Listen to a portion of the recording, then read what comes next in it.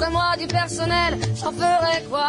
Un manoir à Neuchâtel, ce n'est pas pour moi. Offrez-moi la tour Eiffel, j'en ferai quoi? Pa, pa, da, pa, pa, pa, da.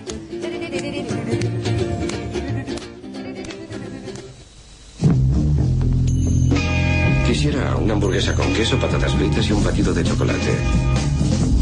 Es broma. Quisiera liquidar mi cuenta, por favor. Bien, tiene $12.752 en su cuenta. ¿Lo quiere en billetes de 100? Quédese uno de esos billetes de 100. Me va a invitar a almorzar.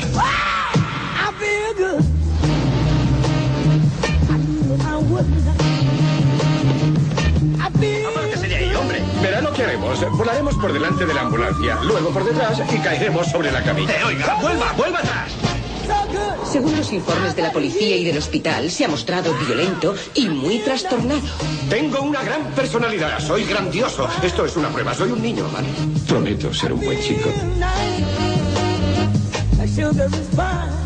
Te conozco. Soy la doctora Boyd. ¿Puedo ver tus ojos? Señor Jones. No, tranquila, no te haré daño. No te haré daño.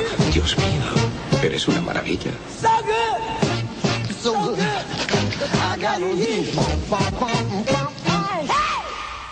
¿Le atiende algún médico, señor Jones? ¿Qué piensas hacer? ¿Curarme? ¿Piensas repararme, doctora? ¿Cuándo ingresó en este hospital? No ingresé en este hospital. Acudí a ti. Es usted un hombre interesante, señor Jones. ¿Quieres convertirme en ordinario? Quiero que se ponga bien. Dame alguna terapia. ¡No eres mi amiga! ¡No tienes derecho a hablarme así!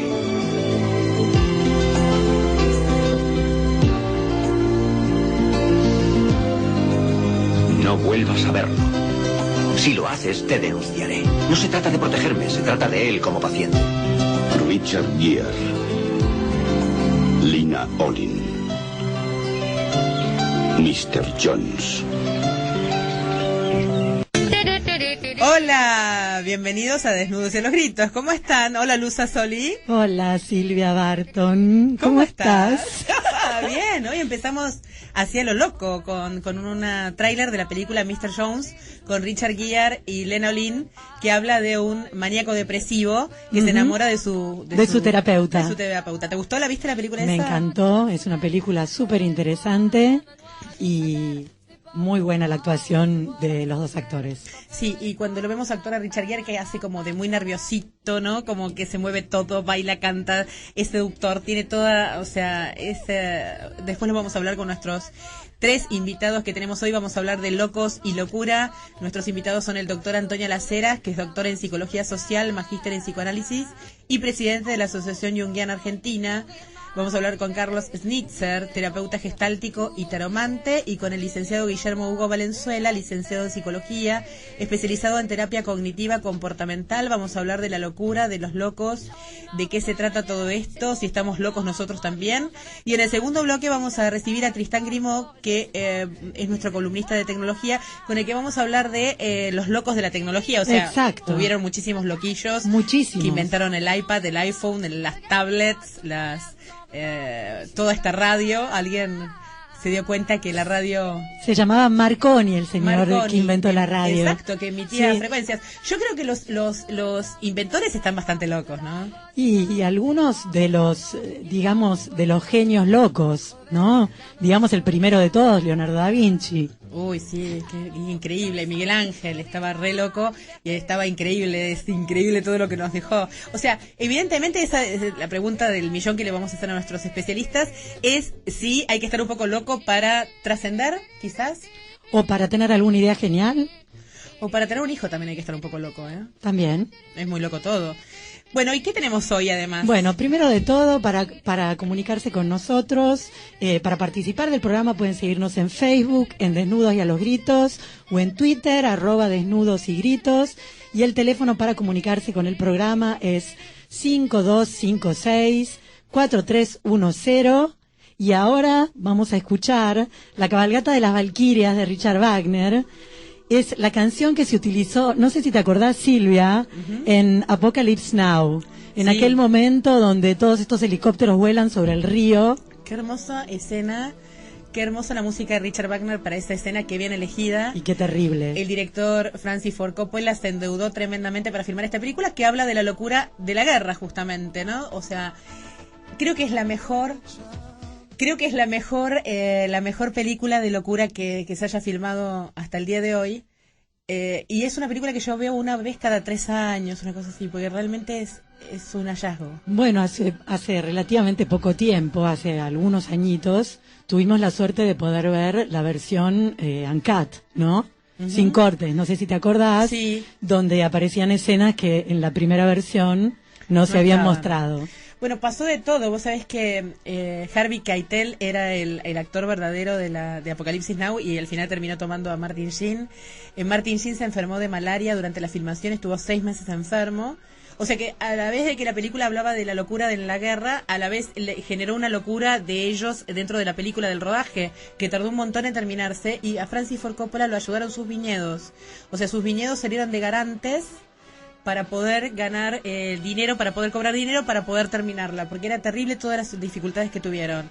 Inclusive estos helicópteros que él contrata para esa escena, se los quitaron el día del rodaje porque los necesitaban para atacar no sé dónde, no sé qué tenían que hacer, una maniobra. Una maniobra, y se los quitaron, o sea que perdió el día de rodaje. Bueno, está todo en internet, pueden leer todas las peripecias que tuvo esta película, que fue una de las películas más locas que se haya filmado jamás, pero sobre locura justamente, ¿no? Y también otra que descubrí esta semana, buscando otras cosas, fue que después te voy a pasar el link, de Eyes Wide Shut. Sí. La de Kubrick. Sí. Bueno, hay un montón de videos en YouTube que explican todas los símbolos encriptados que tiene la película dentro, y que tiene que ver con las logias y con un mundo oculto que Kubrick era amante, sí, y que parece que le dedicó varias escenas porque la hija se estaba metiendo en la cientología, que lo seguía Tom Cruise, claro, y entonces él había hecho todas esas cosas. Bueno, eso también lo vamos a tratar en algún momento en Desnudos y los Gritos, todo lo de los mensajes encriptados, ¿no? Es una cosa muy interesante. Muy interesante. Bueno, hoy vamos entonces con locura y hoy vamos a hablar locos. de locura. La locura, digamos... ¿Qué es la locura?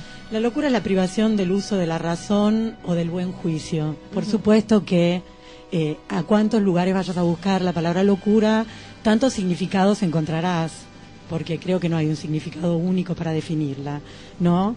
Inclusive en el pasado, digamos que era común que se confundiera con algunos trastornos, como podía ser el trastorno de la epilepsia o como podía ser la bipolaridad, ¿no?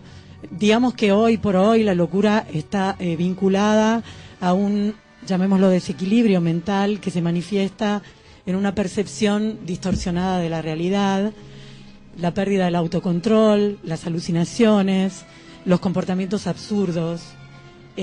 También, bueno, digamos que como siempre, vos sabés que nosotros siempre hablamos de alguna palabrita o vamos a buscar la etimología de alguna palabrita. En este caso la palabrita es demencia y bueno, es un término de origen latino que quiere decir alejado de la mente. Ah, qué bueno, qué bueno, increíble, alejado de la mente. Así que bueno, esta enfermedad lamentablemente consiste en la ausencia o pérdida de las funciones cognitivas y generalmente impide el concretar las acciones cotidianas. Uno de los casos más comunes de locura es el mal de Alzheimer. Sí, que está ahora ataca mucho a la gente en este momento. O sea, antes no se veía tanto como ahora, ¿no? Sí, eso es lo que dicen algunas estadísticas, sobre todo a partir de los 65 años en adelante. Y bueno, lamentablemente, ante este diagnóstico, lo que sucede es que es una enfermedad incurable, sí. Digamos, sí, irreversible. Mi papá falleció de Alzheimer. Sí, es impresionante. Es como si las neuronas se fueran endureciendo, te lo cuento con mis palabras, ¿no? Porque lo fui viviendo. Lógico. Es como si las neuronas se fueran endureciendo y empiezan a no mandarle las órdenes al cuerpo para que funcione. Entonces empiezan el último momento antes de morir, ya el cuerpo no asimila los nutrientes de la comida, porque no manda la orden, la neurona van muriendo, se van endureciendo, creo que es. Sí. Se van dejando de funcionar. Entonces de a poquito va fallando el cuerpo, pero hasta que al final, terminan muy delgaditos, lamentablemente, porque ya no absorben los nutrientes, el cuerpo no absorbe los nutrientes. Es una enfermedad muy desgraciada, realmente. Muy triste. Muy triste. Bueno, ¿Y los locos famosos tenemos alguno? Sí, por supuesto. A ver cuál. Tenemos, Ya sé. digamos... Juana la Loca es la número 1. Digamos la más famosa de todas, Juana, primera de Castilla, obviamente conocida como Juana la Loca, que murió en Valladolid en 1555. Era la tercera hija de los reyes católicos que la casaron con Felipe el Hermoso. La muerte de sus hermanos mayores y de un sobrino la convirtieron en heredera de las coronas de Castilla y Aragón desde el 1500. El mismo año en que fue jurada como heredera por las Cortes de Castilla, empezó a manifestársele una enfermedad mental. Bueno, digamos que esto era lo que decía la Corte, ¿no? Porque también es un poco contradictoria, digamos, ambigua, la historia de Juana, porque en un determinado momento vos sabés que como en todas las Cortes se complotaba y... digamos que sacar del medio. Claro, digamos que nunca venía mal. Igual parece que Felipe el Hermoso era un dios universal absolutamente caído del Olimpo y ella dijo ¿what? Y entonces enloqueció porque el hombre era muy infiel. Y hay otras versiones que no las puedo decir por radio. Bueno, en realidad sí, ella parece que era muy apasionada, y estaba muy enamorada de su marido. No podía tolerar este comportamiento que tenía Felipe, que era sumamente infiel, digamos que hacía lo que quería. Piensen que cuando murió Felipe el Hermoso tenía tan solo 28 años, con lo cual era una persona muy joven. Y al final termina recluida ella en una torre. Sí, en realidad termina recluida en Tordesillas, y permanece allí hasta su muerte, pero nunca, digamos, la Corte la quiso declarar incapaz ni le retiró el título de reina. Digamos que la aislaron en esta torre y allí ella permaneció hasta el día que murió. Bueno, vos sabés que buscando gente que haya sido así, como que se haya comprobado de que no estaba bien emocionalmente, o que le digan que es loco, uno es Robert Schumann, increíble. Fallecido en 1856, fue un destacado compositor del romanticismo alemán y atravesó diversas etapas depresivas. En 1854 sufrió una grave crisis profesional y familiar. Atemorizado por una epidemia de cólera, intentó suicidarse arrojándose al río Rin, pero fue rescatado con vida. Privado de razón por completo, lo internaron en un sanatorio privado en Endenich, cerca de Bonn, donde falleció a consecuencia de un colapso neurológico. Increíble, ¿no? Increíble. Y bueno, otro de los famosísimos, maravilloso bailarín y coreógrafo Václav Nijinsky, que murió en 1950, fue un extraordinario bailarín y coreógrafo ruso. En 1916 ya se empezaron a hacer evidentes los signos de su esquizofrenia, y muy poquitos años después, casi 3 años después, su carrera llegó a su fin. Y pasó las 4 décadas restantes que le quedaban de vida recluido en instituciones psiquiátricas. Vos sabés que son infinitos los casos de genios que trascendieron en la historia de la humanidad, quienes han estudiado y se han llegado a la conclusión de que padecían locura. De hecho, algunos científicos afirman que de la población general, un porcentaje mucho mayor de los creativos, poetas, pintores, músicos y similares, se han visto afectados por el trastorno bipolar. Algunas de las mentes más creativas de renombre, entre ellos los escritores Mary Shelley, Virginia Woolf y Ernest Hemingway, compositores de la talla de Irving Berlin y Sergei Rachmaninoff, y los pintores Paul Gauguin y Jackson Pollock, se especulan que han sufrido a causa de esta enfermedad, la bipolaridad. Sí. Bueno, y otro ejemplo es John Nash, que si yo digo John Nash, por ahí a la gente no le suena, pero en realidad John Nash es el matemático al que hace relativamente algunos años dio vida a Russell Crowe en esta película maravillosa que se llamaba Una mente brillante. John Nash ganó el premio Nobel en Economía en 1994, y a los 29 años se le diagnosticó una esquizofrenia paranoide que lo dejó prácticamente marginado de la sociedad. Nash comenzó a tener delirios de grandeza, aducía que las cifras más importantes del mundo habían ido a buscarlo, y después de pasar unos 30 años luchando contra el desorden, también estas alucinaciones que tenía, estos personajes que se le aparecían, con los cuales él al final convivía, y inclusive está esa parte tan divina en la película donde él continuamente estas presencias sin tiempo lo siguen a lo largo de su vida, y él permanece con ellas. Bueno, desde niño el comportamiento de Nash reveló su extraordinaria capacidad intelectual y sus dificultades para relacionarse con los demás. A lo largo de su vida, su mayor característica fue un egocentrismo que le incapacitó para comprender a los demás seres humanos y que le impidió relacionarse con estos en términos de igualdad. Bueno, y otro... y lo que es importante decir es que después, a un cierto punto, tiene una importante recuperación en 1980 y ahí recibe el Premio Nobel en Ciencias Económicas por su trabajo con principios de la teoría de juegos. Qué bueno, sí. Bueno, otro muy famoso es la vida de Van Gogh, que fue una tortura. Los autores Hershman y el doctor Julian Leib proponen en su libro La creatividad y la depresión maníaca que Van Gogh sufría un trastorno bipolar. En su libro Tocando el fuego, la doctora Ritfield Jameson llega a la misma conclusión. También se analiza en Van Gogh el arte en relación a su enfermedad mental. Por ejemplo, se señalan que las típicas pautas estacionales de la psicosis y estados de ánimo se suman en Van Gogh con la productividad, que también variaban según la temporada. Otros piensan que sufría de esquizofrenia.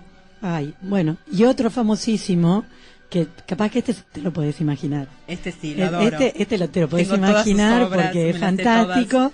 Otro es Edgar Allan Poe, que tenía un problema con el alcohol gravísimo. Y después sus cartas revelaron que luchó contra pensamientos suicidas. Después las causas por las cuales en torno a su muerte a los 40 años de edad, cuáles fueron esas causas se desconocen. Pero quizás tienen que ver con una insuficiencia cardíaca que era debida a la adicción que tenía, que era alcohólico. Era alcohólico y, digamos... Y escribía en Delirium Tremens. Sí, exacto. Y hay una frase que él mismo escribió en una carta. También se piensa, que gente que lo ha estudiado, que era un maníaco depresivo. Y decía, los hombres me han llamado loco, pero aún no está determinada la cuestión de si la locura es o no la más excelsa inteligencia, si mucho de lo que es gloria, si todo aquello que es profundo no brota de la enfermedad del pensamiento, de modos de pensar exaltados respecto del intelecto general. Aquellos que sueñan de día son conocedores de muchas cosas que se les escapan a los que únicamente sueñan de noche. Qué bueno, qué bueno. Bueno, y ahora vamos a hacer un corte para darle la bienvenida a nuestros invitados. Ya llegaron todos y vamos con una canción hermosa interpretada por Seal que se llama Crazy y dice en el ¿cómo se dice? En el estribillo: pero nunca vamos a sobrevivir a menos que nos volvamos un poco locos.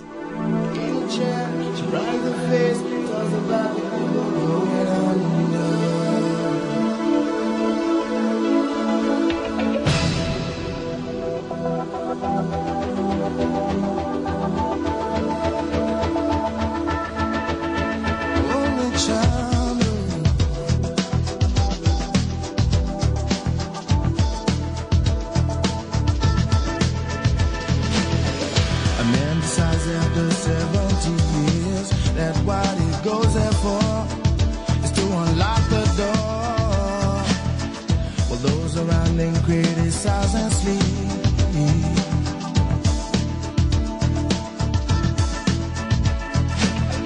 And through a fractal on a breaking wall, I see you, my friend, and touch your face again. Miracles will happen as we dream.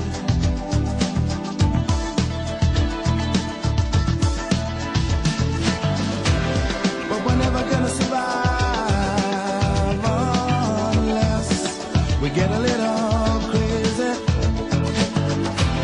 No, we're never gonna survive unless we are a little crazy. Other people walking through my head. One of them's got a gun to shoot the other one. And yet together they were friends at school.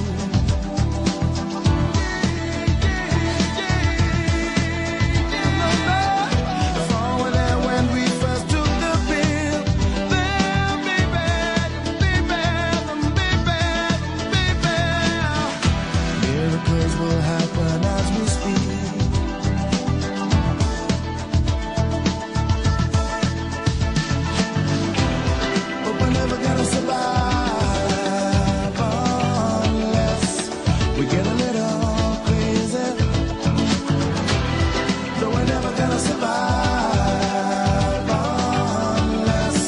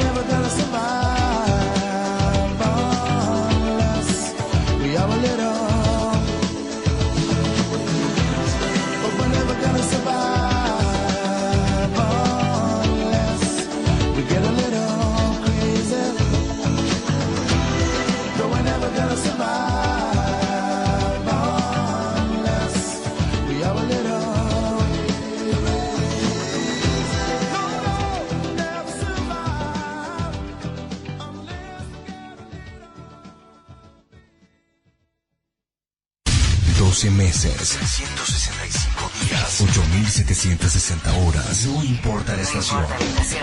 Todo el año. Estamos con vos. Estamos con vos. Radio Sentidos. www.radiosentidos.com.ar. Creada para vos.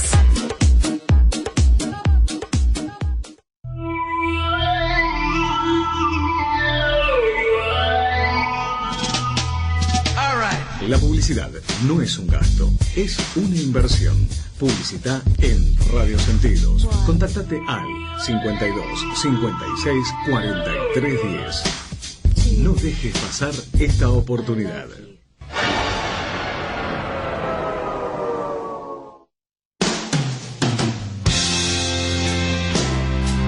Desayunos Sweet Gift, una idea original para alguien especial. www.planetaregalo.com.ar.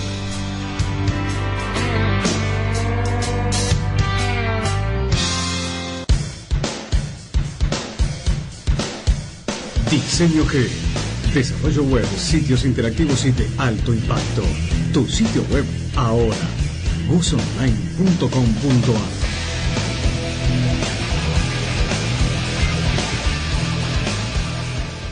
Todo comenzó con una manzana. Y chau, paraíso. No sabemos si vamos a recuperarlo, pero sabemos que para las Evas no hay más temas prohibidos. Actualidad, política, sociedad, cultura, espectáculos, tendencias, negocios, deportes, tecnología y mucho más. Las Evas. Todo comenzó con una manzana, con la conducción de Graciela Lozada y Elba Torrado. Miércoles a las 15 horas, aquí por Radio Sentidos.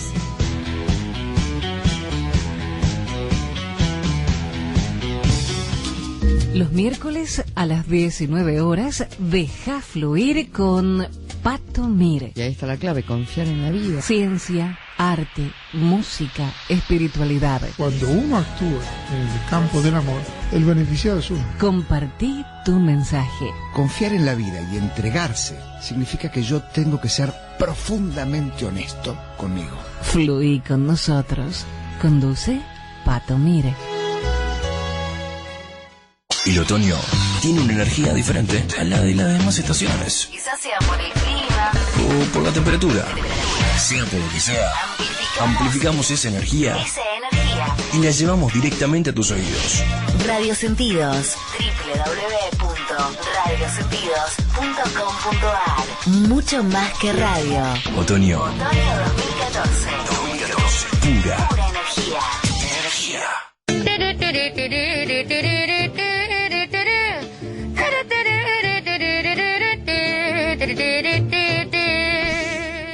Bueno, ya estamos con nuestros invitados para hablar del tema de locos y locura con el doctor Antonio Las Heras, doctor en Psicología Social, magíster en Psicoanálisis y presidente de la Asociación Junguiana Argentina. ¿Cómo estás, Antonio? Muy bien, Silvia. Gracias Acá, por venir. A la expectativa de lo que vamos a decir. Ay, sí, Carlos Snitzer, terapeuta gestáltico y taromante. ¿Cómo estás, Carlos? Bien, muy bien. Me alegro mucho. Ay, qué bueno. Y el licenciado Guillermo Hugo Valenzuela, licenciado en Psicología, especializado en terapia cognitiva comportamental. ¿Cómo estás, Hola, Guillermo? ¿qué tal? ¿Cómo estás? ¿Todo bien? Bien, todo bien. Muy bien. Comenzamos. Bueno, yo tengo una pregunta. La primera pregunta es para Carlos. ¿Cómo se lee la carta del loco en el tarot? Ah, mira, qué pregunta. Muy bueno, pero romper la carta el hielo. del loco, vos sabés que hay diferentes posibilidades porque depende de algunos autores, tienen una ubicación distinta la carta del loco. Uh-huh. Algunos la ponen al principio de todo, otros al final de todo y otros en el lugar número 20. De todas maneras, en general, las virtudes y las características que tiene este arquetipo son similares en todos los tarot. Yo voy a dar la versión de lo que significa para el tarot marsellés en cualquiera de las versiones, porque en el egipcio cambia un poco y yo no soy sabedor del tarot egipcio. Si bien las raíces son las mismas, digamos, la raíz es el egipcio, el marsellés nace en Francia y se expande por toda Europa y llega a América, o sea que es el tarot del occidente, digamos, entre comillas. El egipcio queda en Medio Oriente y es mucho más hermético, digamos. Claro. Yo quiero contar una cosa para los oyentes, que muchas personas se preguntan por qué el tarot de Marsella, y en realidad fue porque en el 1700 todas las fábricas de naipes prácticamente estaban en los alrededores de Marsella, y entonces por eso fue el tarot de Marsella. Sí, Paul Marteau fue el que el que creó la palabra tarot marsellés. Es una cuestión de y bueno, ¿y el loco entonces qué nos dice? El loco es una carta que bien aspectada, digamos, porque todos los arquetipos tienen un buen aspecto y un mal aspecto, ¿no? Yo me voy a basar un poco en cierta tipología que hizo Jung, que fue un gran tarotista, digamos, un gran mago. Y el loco vendría a ser el que representa la energía en su potencia. Es la potencia, significa la potencia. A cualquier carta que le suceda o le anteceda, la multiplica por muchísimo, ya sea para beneficio o no. Digamos que bien aspectado tiene la inocencia, la lucidez, el conocimiento y la voluntad incondicional. Es lo incondicional, no tiene límites, solamente da. Es un dador universal, es dar, solo por dar. Que es lo más interesante que tiene para mi gusto, digamos, ¿no? En lo mal aspectado, digamos, vendría a ser un poquito al revés, digamos, no hay que estar muy conectado para entenderlo, digamos, pero bueno, entonces hablamos de la desconexión, de la falta de lucidez, de la desconsideración, de la mala voluntad, de la falta de solidaridad, etcétera, de todo lo que tenga que ver con lo que no hace a un bienestar y a una suma al otro. Entonces, yo rescato de este arquetipo que es la posibilidad de sumar siempre, que no esté mal aspectado. Y esto es relativo también a la instancia en donde esté presente, digamos, ¿no? Antonio, ¿por qué Jung se interesó por el tarot? Bueno, se interesó por el tarot como se interesó por todo lo que tiene que ver con la simbología. Como bien estaba diciendo Carlos, las láminas del tarot muestran simbologías arquetípicas. El loco es uno de ellos, claro, pero está el anciano sabio, está el héroe, está la diosa, está la reina. Todos estos son aspectos que hacen a las estructuras arquetípicas del psiquismo más profundo, que Jung llamó con un término que en castellano es muy impreciso, que fue inconsciente colectivo. Pero lo importante es decir que ese estrato, el más profundo, según la psique descrita por Carl Gustav Jung, es un estrato no que nos une a todos como un alma universal, sino que es un estrato que todos nosotros en nuestra condición de humanos tenemos al momento de nacer. No es como el inconsciente personal, que es algo que está en potencia y lo vamos completando con nuestra historia de vida. Esos aspectos inconscientes, profundos del inconsciente colectivo, esos aspectos arquetípicos, cuando se manifiestan, pueden hacerlo, como bien lo explicaba Carlos, con sus aspectos de valor y sus aspectos de disvalor. Cuando esto explica algo que hablaban ustedes cuando mencionaban nombres ilustres. Sí. Nombres ilustres significa gente que ha quedado en la historia, quiere decir que algo han hecho, y algo han hecho que a la humanidad le ha interesado porque por eso han quedado en la historia. Acá el tema no es si Edgar Allan Poe consumía demasiado alcohol o poco alcohol, porque eso es de vuelta a caer en la normativa. Entonces los que consumen poco alcohol son los sanos. No, para hacer una obra inmortal no se puede ser una persona normal y común. Desde el punto de vista junguiano, esa persona tiene que poder recibir algún aspecto arquetípico a su conciencia, una visita. Ahora, cuando en lugar de ser una visita es una invasión, Jung lo explica con los mismos términos de la posesión demoníaca de la Edad Media. Dice, cuando una persona ha sido poseída por un arquetipo, es decir, la conciencia deja de tener la mínima autonomía que una conciencia tiene y pasa a responder a los mandatos de ese arquetipo. Y ahí se producen los dos aspectos que hacen... A ver, locura no es un término científico, ni psicológico, ni psiquiátrico. No. Eso podemos explicarlo después. Esto tiene que ver, en realidad estamos hablando con la psicosis. Y la psicosis tiene dos características, que son las que tiene el poseído.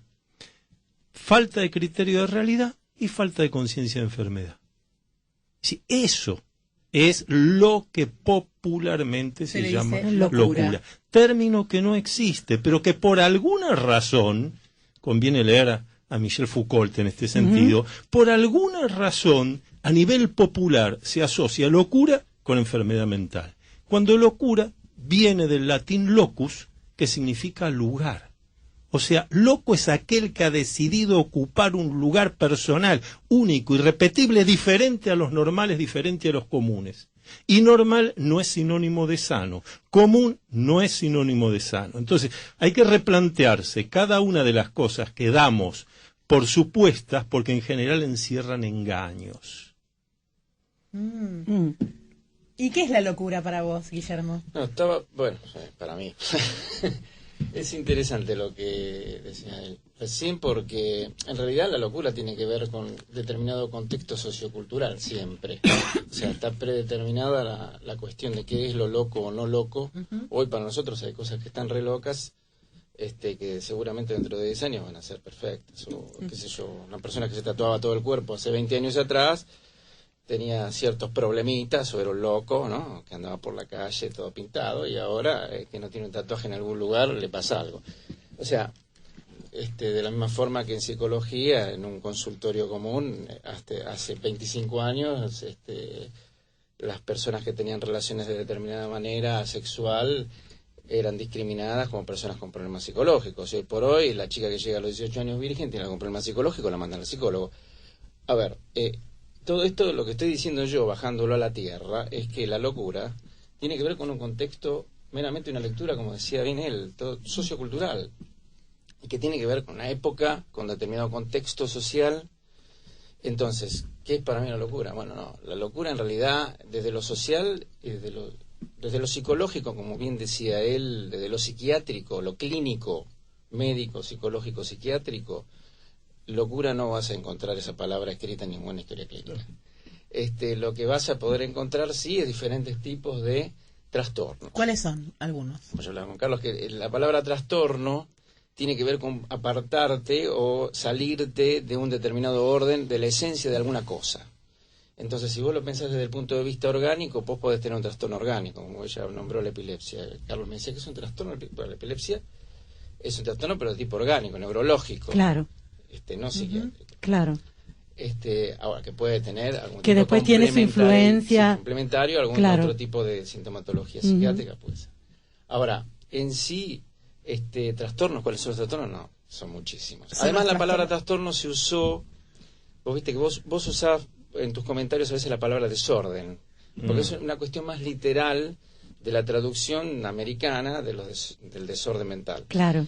Que más o menos tiene que ver con lo mismo. El trastorno también es algo que se desvía de esa vía común, de eso que no tiene mucha diferencia con la concepción social, que es justamente lo que decimos antes, que es salirse de aquello que se espera normal dentro de los cánones sociales de cada momento o de cada contexto.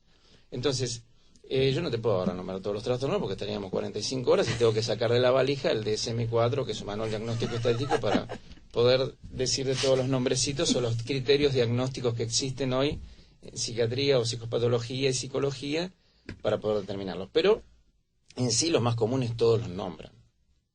Donde por hoy los más comunes son trastornos de ansiedad, depresiones, diferentes tipos de trastornos de humor, de estado anímico, y donde está la bipolaridad también, uno de ellos.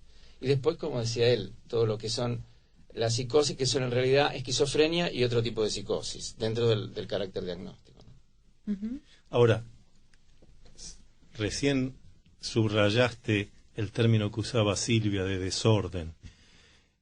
yo voy a insistir hoy en esto que estamos hablando, en que prestemos mucha atención a los términos que usamos para ver de dónde vienen y qué se buscan, porque, tal como estabas diciendo, todo esto tiene que ver con la estructura sociocultural.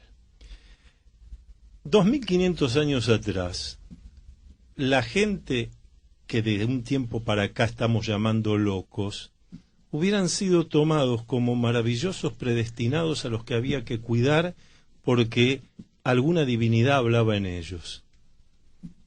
Hoy no se ve así, y se ve desde el punto del desorden. Pero el desorden implica que hay un orden que impone quién, porque yo como humano tendría la obligación en el ejercicio de mi libertad de desarrollar mi propio orden. Y si mi orden es quedarme 23 horas seguidas mirando un costado del cosmos, es mi derecho absoluto. Ahora, esto va a tener un problema serio. Yo no le sirvo al sistema.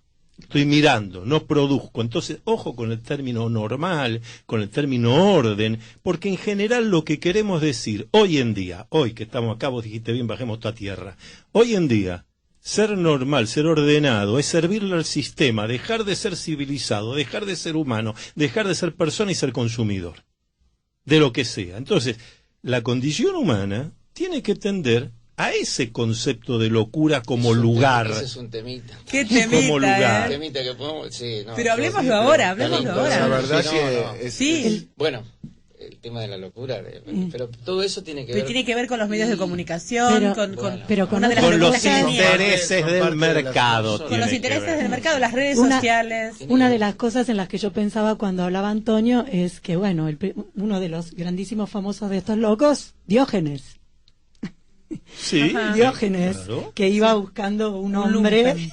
Sí. Ahora, qué curioso, con una lucecita. Vos seguís trayendo ejemplos de gente que aparece como loca, es decir, a nivel popular sería gente que está mal, pero curiosamente esa gente que está mal es la que ha quedado en la historia y que se estudia. Y pensaba en cuando vos decías alguien mirando el cosmos, sí, pensaba en Galileo o todos los astrónomos que se pasaron mirando el cosmos. Ahora, y después dejaron algo. Podríamos entender que no somos una sola cosa.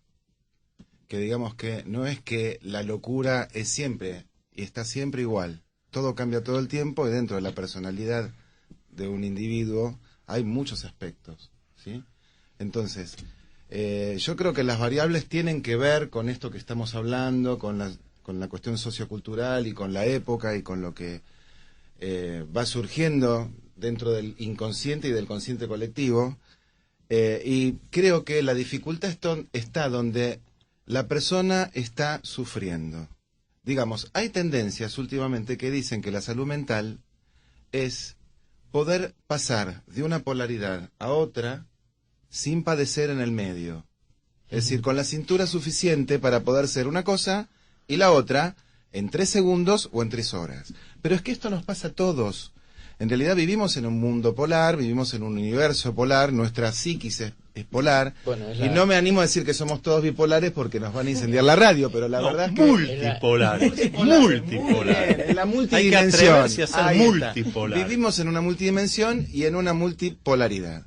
Entonces, el nivel de conciencia que un individuo tiene, a veces, no está dentro de la misma estructura de concepto que el resto. Claro. Está vivenciando otra cosa. Está mirando otra cosa. Está fuera del contexto contenido puesto de una manera individual. Que igual lo contiene el contexto si quiere, y para esto se generan algunas normas. Es muy difícil, es cierto lo que vos decías también, que el tema de la productividad en un individuo es lo que mide también el grado de su enfermedad. Y por ahí, una persona que está psicótica en lo suyo tiene una producción tremenda. Si puede materializar esa producción, si la puede concretar en el arte, por ejemplo, o en un obsesivo poniendo azulejos. Digo, hay que ser bastante obsesivo para poner los azulejos bien. Sí. Si la neurosis se transforma en algo productivo, entonces algunos rasgos de la O locura una secretaria bajan. Todos obsesiva. tenemos rasgos. Yo soy bastante obsesiva y fui 20 años secretaria y la verdad que estaban felices conmigo. Pero tomen un ejemplo argentino Claro. y ahora que ayer inauguró la Feria del Libro, traigamos un ejemplo literario. Jacobo Fichman, que fue un importante poeta argentino del siglo XX, pasó la mayor parte de su vida internado en el Hospital Borda. Ah, no sabía. Claro. Lo iban a ver algunos otros poetas, como uno que fue maestro mío, Juan Jacobo Bajarlía, un poeta y ensayista importante. Y la obra de Jacobo Fichman todavía hoy se estudia y se analiza. Ahora, ese hombre estaba a los efectos científicos psicótico y era peligroso para sí mismo, entonces tenía que estar internado. Pero en algunos momentos algo pasaba que ha podido escribir poemas que hoy los estudiantes de letras están interesadísimos en esa obra. Es una obra inmortalizada. Claro, quizás por lo que vos decís con la gente que sufre, justamente porque me imagino esta persona sufriendo, ¿no? Sí, claro. Y otra cara de la locura es esa, o sea, si vos hablas de patologías o psicopatologías, estás hablando de la raíz de la palabra, te dice pato significa sufrimiento. Sí. Entonces, todo lo que causa sufrimiento para sí propio, para un tercero, de alguna manera, puede llegar a considerarse patológico en determinado contexto, ¿no? Claro. Entonces, ¿Y el que se daña a sí mismo, qué le pasa en la mente? ¿Cómo se llega a lastimarse a sí mismo? ¿cómo se llega? ¿Cómo, Bueno, ¿qué le puede pasa en la haber- mente para lastimarse a sí mismo? O sea, ¿cuál es Hay muchos caminos que llevan a la persona a lastimarse a sí misma. O sea, muchos caminos de sufrimiento que pueden llevar como sistema de defensa la propia agresión, o como simplemente algún tipo de obsesión que se presenta. O sea, depende del cuadro clínico que la persona tenga, va a manifestar la autoagresión, ¿no? Lo que más típicamente se ve en las películas y en otras... Depende también la conformación de la patología, depende qué partes tenga. Digo, porque en la neurosis, ¿no? A veces hay gente que se flagela y se castiga más que en una psicosis, es decir, el deber ser, aquello que castiga o que premia. Cuando se desfasa, cuando es demasiada la carga, es peligrosísima también. Entonces me parece que todos los valores que hacen a que una persona arme el concepto de lo que está bien, de lo que está mal y de lo que está haciendo bien para poder cubrir la mirada de los demás y ser, dentro de este sistema del que estábamos hablando antes, ante las fallas o ante ciertas circunstancias que no cumplen con aquellos mandatos que fueron instalados, creo que también provocan un grado de flagelación y de agresión y de autoagresión muy grande. Sí, bueno, eso caemos de vuelta en el tema inicial del tema de la sociedad, el consumo y demás, que es donde, bueno, hoy por hoy, sin tirarme tierra encima por ser cognitivista comportamental, pero en realidad las terapias más breves se dedican muchísimo a solucionar problemas. Claro. Y problemas significa adaptarse, de alguna u otra manera. Qué bueno eso, ¿eh? O sea, yo no puedo resolver una situación determinada, no tengo los elementos, o si los tengo no los descubrí, o si los tengo los adormecí, o estoy usando elementos en forma repetida y me olvidé de algunos que yo ya conocía. Viene un terapeuta, me ayuda a volver a reencuadrar mis creencias, a poner de alguna manera mis valores, porque las creencias son conjunto de valores, y en actividad, y además hacer determinadas experiencias con nuevos comportamientos, que me llevan de alguna manera, esto suena un poco como duro, pero adaptarme. Es que está diciendo la verdad, sonará como duro, pero lleva a adaptar. Bueno, Piaget estaría feliz. La pregunta que surge después de escuchar lo de la adaptación es: imagínense que a Salvador Dalí lo hubieran adaptado, lo hubieran puesto en la sanguchera. No. Es que nunca se adaptó en realidad. Bueno. En realidad yo creo que todas estas personas de las que nosotros estamos hablando, yo creo que inclusive cuando uno por ahí puede estudiar o leer cosas que o ellos han escrito o han dicho, inclusive que han hecho, muchos se sentían grandemente inadaptados, digamos, ¿no? Aparte de la gente que sufría mucho, uno no tiene ni idea cómo sufre bravo. La persona que tiene una patología grave, una psicopatología grave, ¿no? Pero vos pensás, por ejemplo, porque yo estaba hablando concretamente de Dalí, vos continúas con Dalí, vos pensás que Dalí sufría mucho. Por momentos sí. Bueno, pero ese es otro tema que tenemos que tratar, porque nosotros estamos en el momento de la historia de la humanidad donde resulta que no hay que sufrir. No, claro. No hay que sentir, porque pateia, es sufrimiento, pero primero en griego es sensación, sentimiento. Cuando en la psicología se usa la palabra telepatía, no es transmitir un sufrimiento, es transmitir un sentimiento, una emoción. Entonces, esta sociedad lo que busca es privarte de los sentimientos y de las emociones, por eso te hace una sociedad light. Cosa que viene de mucho antes, ¿no es cierto? Un programa de críticas. Sí. Bueno, a mí me interesa señalar eso, porque andás a ver cuánta gente nos está escuchando. Bueno, que se puedan preguntar, ojo, por ahí yo estaba creyendo que lo normal es tal cosa, creyendo que lo bueno es tal otra, creyendo que y son nada más que creencias. Antonio, ahí no volvemos a lo que vos decías antes, donde en realidad lo que se busca es un individuo hiperperformante. Entonces, como este individuo tiene que ser hiperperformante, obviamente no puede tomarse un tiempo para sufrir, no puede hacer toda una serie de cosas que tal vez harían falta y que, ojo, tal vez, esa es una pregunta para todos, tal vez en el pasado, con otros tiempos y otros ritmos y otros modos de vivir, tal vez no era tan frenético, no lo sé, porque no pertenezco al pasado. No era tan voraz. Yo lo único que te voy a contestar de eso es lo siguiente: nunca mucho costó poco. Entonces, si uno como humano quiere hacer algo que quede en la historia, que sea diferente, esto va a tener un costo, va a tener un sufrimiento, va a tener un costo que ojalá fuera plata, es un costo de tiempo, de esfuerzo, de situaciones de la trama humana.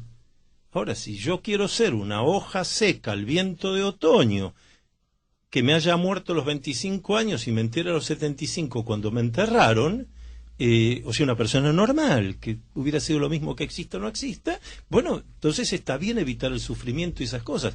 El tema es, ¿para qué estoy vivo? ¿Y qué quiero hacer con mi vida? Y después, no plantear que me siento mal cuando quiero lograr cosas sin pagar el costo que la vida exige. Muchas de esas veces el costo está en lo que hablábamos recién, en el sufrimiento, por supuesto. Sí, bueno, hoy bajándolo nuevamente por favor, a la calle, acá a la calle Corrientes, que venimos caminando para llegar acá, es una locura. O sea, a ver, vos te parás un segundo solamente a observar o a escuchar y te das cuenta del nivel de estímulos y el nivel de exigencias que las personas tienen. Te estoy hablando hasta el tipo que vende algo ahí con un mostrador. Con un mantero. Y eso genera sufrimiento. Y la persona se va adaptando como puede. Pero llega un momento en que entra en colapso. Pero por algún lado va a sufrir más. Y ahí es donde se encaja en estos psicodiagnósticos, entre comillas, ¿no? Que no los voy a criticar porque los uso y sirven para poder ayudar también, en el sentido de poder tener más claridad en cuáles son las herramientas que puedes tener como para poder ayudar. Pero por otro lado también son un arma de doble filo. Bueno, eso es otro tema. Porque no nos olvidemos que todos estos psicodiagnósticos están fabricaditos por laboratorios. Claro. ¿no? Que son los que fabrican los remedios, los psicofármacos. Opa. Entonces, o sea que otra vez el consumismo.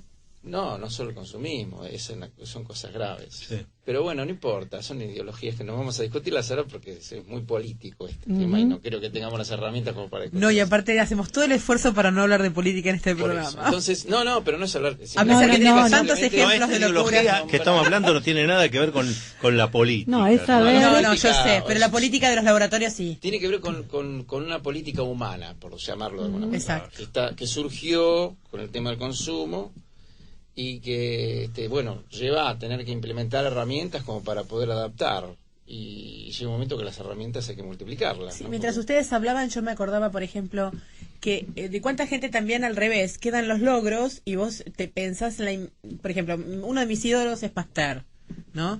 Gracias a él se descubrió toda la bacteriología, porque él descubre a través, la primera experiencia que hace es la fermentación del vino. Él descubre cómo, hasta ese momento el vino era un producto mágico, que era un jugo de uva que tenía alcohol. No se entendía cómo era algo mágico hasta el 1865, que él presentó la explicación de la fermentación. O sea que aparece un honguito que interviene el jugo de uva y lo transforma en alcohol, ¿no es cierto? Entonces él dio toda la explicación en la Sorbonne.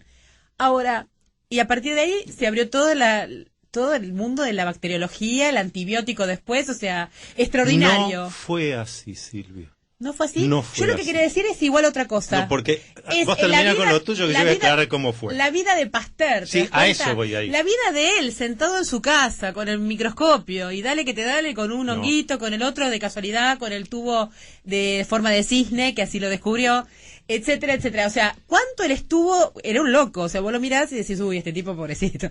No está bien. Era un apasionado. Era un apasionado. Déjenme contar la historia de Pasteur, que es muy útil, sobre todo en esta época del facilismo. Cuando Pasteur, Luis Pasteur, en la Academia de Ciencias de París, explica que unas cosas que él ve a través del microscopio son las que enferman a un cuerpo humano y lo llevan a la muerte, lo sacaron a las patadas y le dijeron que como él era farmacéutico y no médico, esto también lo subrayo porque siempre lo importante no es el título, es la idoneidad que tengas en lo que estás hablando y si lo puedes sostener. Lo sacaron a las patadas. Entonces este hombre, ahí se ve la autoestima de él, porque dolido, herido y demás, se tuvo que ir a la campiña francesa. Se produce una epidemia en los animales, en los vacunos. Y los académicos no dan pie con bola, obviamente, porque como esos bichitos microscópicos van a afectar a una persona, y menos a los animales, hasta que el rey descubre que, perdón, no había rey, se descubre que hay una localidad francesa donde los animales crecen, se reproducen lo más bien, entonces mandan a investigar ahí. Bueno, ahí ese pueblito había llegado Pasteur, y como la gente del pueblo no andaba discutiendo los títulos y honores, sino la eficacia del tratamiento, estaban todos inmunizados. Recién ahí Pasteur vuelve lleno de honores. Ahí le reconocen sus colegas, pero mientras tanto no le reconocieron nada. Y le parecía muy bien a los médicos parteros, con sus manos sucias, meter las manos mientras la parturienta estaba pariendo y, por supuesto, enfermar a la madre y al hijo. Bueno, Entonces, ahí podríamos... la labor de Pasteur es maravillosa en ese sentido, no se quiebra. Exacto, Es como Einstein inquebrantable. cuando lo llaman y le dicen, profesor, hemos seguido todo lo que usted dijo, hemos visto el eclipse, se ha cumplido tal como usted dijo, y del otro lado oyeron a alguien que decía, bueno, si ustedes tenían necesidad de comprobarlo, me parece muy bien. Hay algo que me apareció ahora después de lo que vos dijiste, que a mí me rompe la cabeza siempre, que es la mecánica cuántica. Porque es no hace poquito, hace bastante que, digamos, me acerqué a esta ciencia, digamos. No soy un conocedor, soy lector, digamos, pero es como que incorporé mucho de este criterio, digo, ¿no? Ahora, esto es lo único que más o menos me da herramientas para entender la locura desde un lugar un poco más posible y más amplio. Esto de la cantidad de posibilidades, ¿no? La mecánica y la física cuántica son la mecánica y la física de las posibilidades, es decir, más o menos plantea que, acorde a la elección que uno hace, de qué posibilidad elige, la vida sigue por ahí y uno sigue eligiendo. A mí me costó bastante entender esto, digamos, aceptarlo y hacerme cargo, y aún así todo hay cosas en las que la verdad que todavía no sé elegir muy bien, probablemente, pero digamos, esto de que en la mente las ilusiones, lo que arma la trama interna, la cantidad de ilusiones, la cantidad de posibilidades que hay, esto que después se torna en algo que brota de la trama interna y se transforma en algo de la trama externa. Comienza a estar acá, ¿no? Tomemos cualquier objeto de los que podamos ver acá, agarro esta agenda. ¿Sí? Esto alguien primero lo imaginó. Después alguien lo hizo y después alguien lo compró y después alguien lo regaló y después alguien lo tiene. A lo mejor fue una sola persona que se lo hizo y lo tiene, y a lo mejor hay 5 o 10.000. Entonces, la multiplicación de una sola imagen, la multiplicación de una sola ilusión, la creación, la co-creación, ¿sí? Aquello que une el inconsciente colectivo con el consciente individual, bla, y entonces uno también es como parte de una del universo, no sé cómo explicarlo mejor o qué nombre ponerle, porque esto la verdad que se me ocurre ahora el recuerdo de esto. Y digo, es muy importante esta cuestión para mí, porque las ilusiones o los estados en los que está la gente que está psicótica, aquel que, por ejemplo, uno entiende que está alucinando porque ve algo que uno no ve, y la incapacidad de muchos de no entender que aún, de respetar aquella mirada que tiene el enfermo, y no tratarlo como un loco y hacinarlo en un espacio o enchufarle 25.000 tabletas. Sí. Entonces, digo, estas cosas me parece que ojalá con el tiempo se puedan ir ampliando para poder establecer un sistema un poco más... Usarlo, sí, usar el tal sistema. Cual, digamos, implementarlo. Y lo que decía Antonio, seguramente se implemente, no es que estoy descubriendo algo nuevo, sencillamente me parece algo que... No, está bien. Es que es como... Usarlo. Sí, aparte, bueno, desde el punto de vista clínico, o de la clínica que yo practico, de repente, hay una concepción de decir, bueno, ¿cuál es ¿hay una realidad? No, hay una realidad por cada humano que hay en el planeta. No, la creamos. Es más constructivista el modelo que estoy hablando ahora, pero bueno, ¿cómo la creamos? La creamos leyendo información, sea a través de sistemas comunicacionales internos o externos. De alguna manera, vos, por ejemplo, desde la cuestión, como decís, de la cuestión cuántica, vos en un minuto estás con 400.000 bits de información para procesar y elegís 2.000. ¿Por qué elegiste 2.000 de 400.000? ¿Qué te hizo elegir esos 2.000 y no otros? Y con eso creaste tu realidad. Porque vos venís con un bagaje de conocimiento o de creatividad o de lo que vos quieras que te lleva a ese tipo de realidad.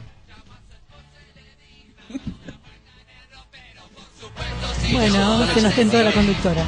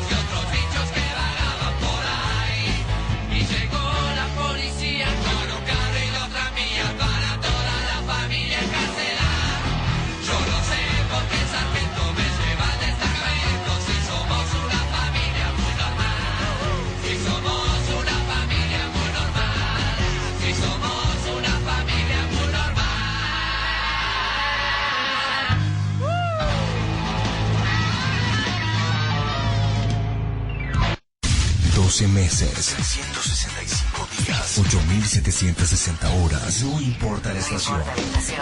Todo el año. Todo el año. Estamos con vos. Estamos con vos. Radio Sentidos. www.radiosentidos.com.ar. Creada para vos.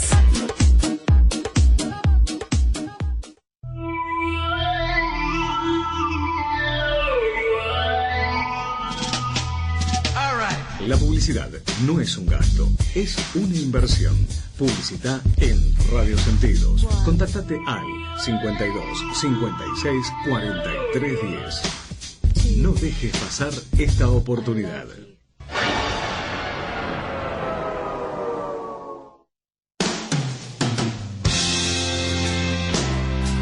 Desayunos Sweet Gift, una idea original para alguien especial. www.planetaregalo.com.ar.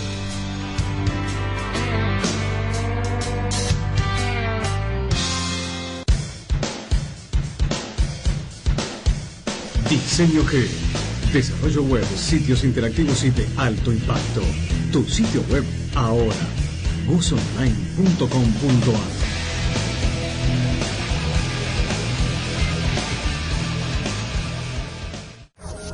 Latitud Gay, un magazine radial distinto y diferente. Para la comunidad LGBT, un programa Freak Life. Actualidad, turismo, música, salidas, fiestas, contactos y mucho más. Latitud Gay. Con la conducción de Arturo Lodetti, un lugar en el mundo donde lo importante es ser. Latitud Gay. ¿Y vos, en qué latitud estás? Miércoles 22 horas. Por Radio Sentidos. Todo comenzó con una manzana. chau paraíso. No sabemos si vamos a recuperarlo, pero sabemos que para las Evas no hay más temas prohibidos. Actualidad, política, sociedad, cultura, espectáculos, tendencias, negocios, deportes, tecnología y mucho más. Las Evas.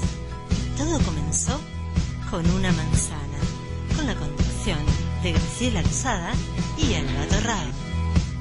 Miércoles a las 15 horas, aquí por Radio Sentidos.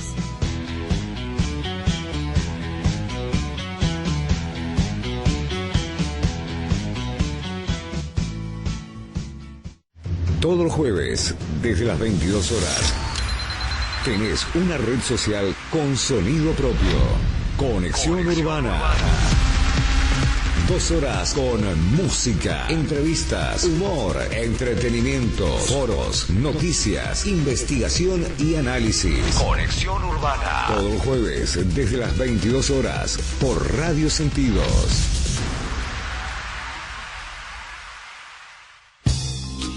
Los miércoles a las 19 horas, deja fluir con Pato Mir. Y ahí está la clave, confiar en la vida. Ciencia, arte, música, espiritualidad. Cuando uno actúa en el campo del amor, el beneficiado es uno. Compartí tu mensaje. Confiar en la vida y entregarse significa que yo tengo que ser profundamente honesto conmigo. Fluí con nosotros. Conduce Pato Mir. El otoño tiene una energía diferente a la de las demás estaciones. Quizás sea por el clima O por la temperatura. Sea por lo que sea, amplificamos esa energía y la llevamos directamente a tus oídos. Radio Sentidos, www.radiosentidos.com.ar. Mucho más que radio. Otoño. Otoño 2014. Pura energía.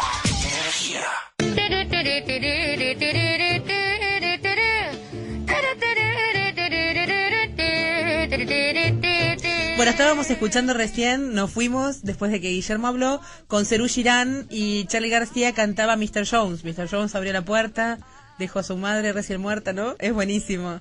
Y la sangre tapizada le manchó. Y la sangre le tapizó de manchó. Ay, qué pena, nena. Bueno, yo le quería preguntar a Guillermo, abrochándome un poquito lo que él había dicho precedentemente, si hoy por hoy todo lo que es la terrible cantidad de comunicación que nos llega, para la que no sé si estamos verdaderamente preparados a nivel cerebral. O sea, ahora te llegan una cantidad enorme de mails, la gente está pendiente de Twitter, está pendiente de Facebook, más la televisión, más todo lo que son las redes sociales. ¿Vos creés que esto crea alguna especie de, no quiero decir enfermedad o patología, sino algunos tipos de fobias o de cosas que uno se ve avasallado por semejante cantidad de estímulos o de información? Bueno, determinado tipo de cultura lleva a determinado tipo de sufrimiento. Si estamos en una cultura donde la comunicación es una obligación, porque si no, no existís, eso depende de la persona. Depende cómo, el secreto es cómo la persona significa las cosas. O sea, la persona sufre o no sufre en relación a cómo logra significar la realidad. De eso yo hablaba antes. O sea, cómo vos lográs armar tu realidad te va a hacer sufrir o no. Y no por eso vas a dejar de participar en un lugar o en otro. Seguramente que no vas a estar todo el tiempo colgado en el Face o alguna otra cosa, pero digamos, leerás más o no verás la tele o harás otra actividad o pintarás, como Carlos, o tendrán otro tipo de actividad que tiene que ver con la cuestión creativa también y comunicacional, pero que no se engancha con la cuestión cultural. Ahora, que vos me preguntas, ¿esta cultura genera sufrimiento? Todas las culturas generan sufrimiento. Ahora, esta cultura contabiliza mayor sufrimiento, y eso puede tener que ver con lo que hablábamos antes, que tiene que ver con una capacidad de poder determinar las cosas con nombre y apellido, poder darles una solución, poder vender una solución también para eso. Y todo eso lleva a que si hoy vas a las cuentas, sí, tenés más sufrimiento que antes. Ahora, Carlos, un poco hablemos ahora de la cura. Ya hablamos bastante de la enfermedad y de los síntomas y de las demencias y todo eso. Y ahora hablemos de las curas. Por ejemplo, vos tenés como una terapia alternativa propia, ¿no? ¿Cómo es lo tuyo? Mira, yo tengo formación, terapéuticamente yo tengo formación gestáltica. Hice muchos años de taller y hice 3 escuelas. Y bueno, así somos los que no estamos habituados a este tipo de cosas. Y el tema con el tarot viene paralelamente, es decir, una cosa me trajo como consecuencia a la otra. Yo comencé a ser tarotista primero.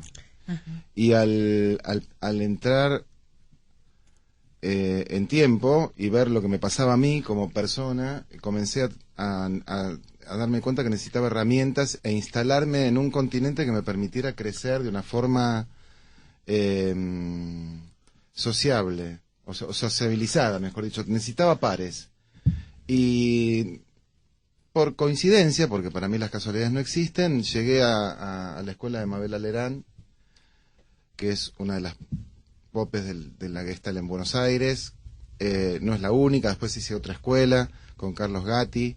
Después estuve en Chile con la Nana Schnake y una cosa fue paralela a la otra. Después fui incursionando en el chamanismo y entonces adquirí otro tipo de conocimiento, y la experiencia personal y la mutación fue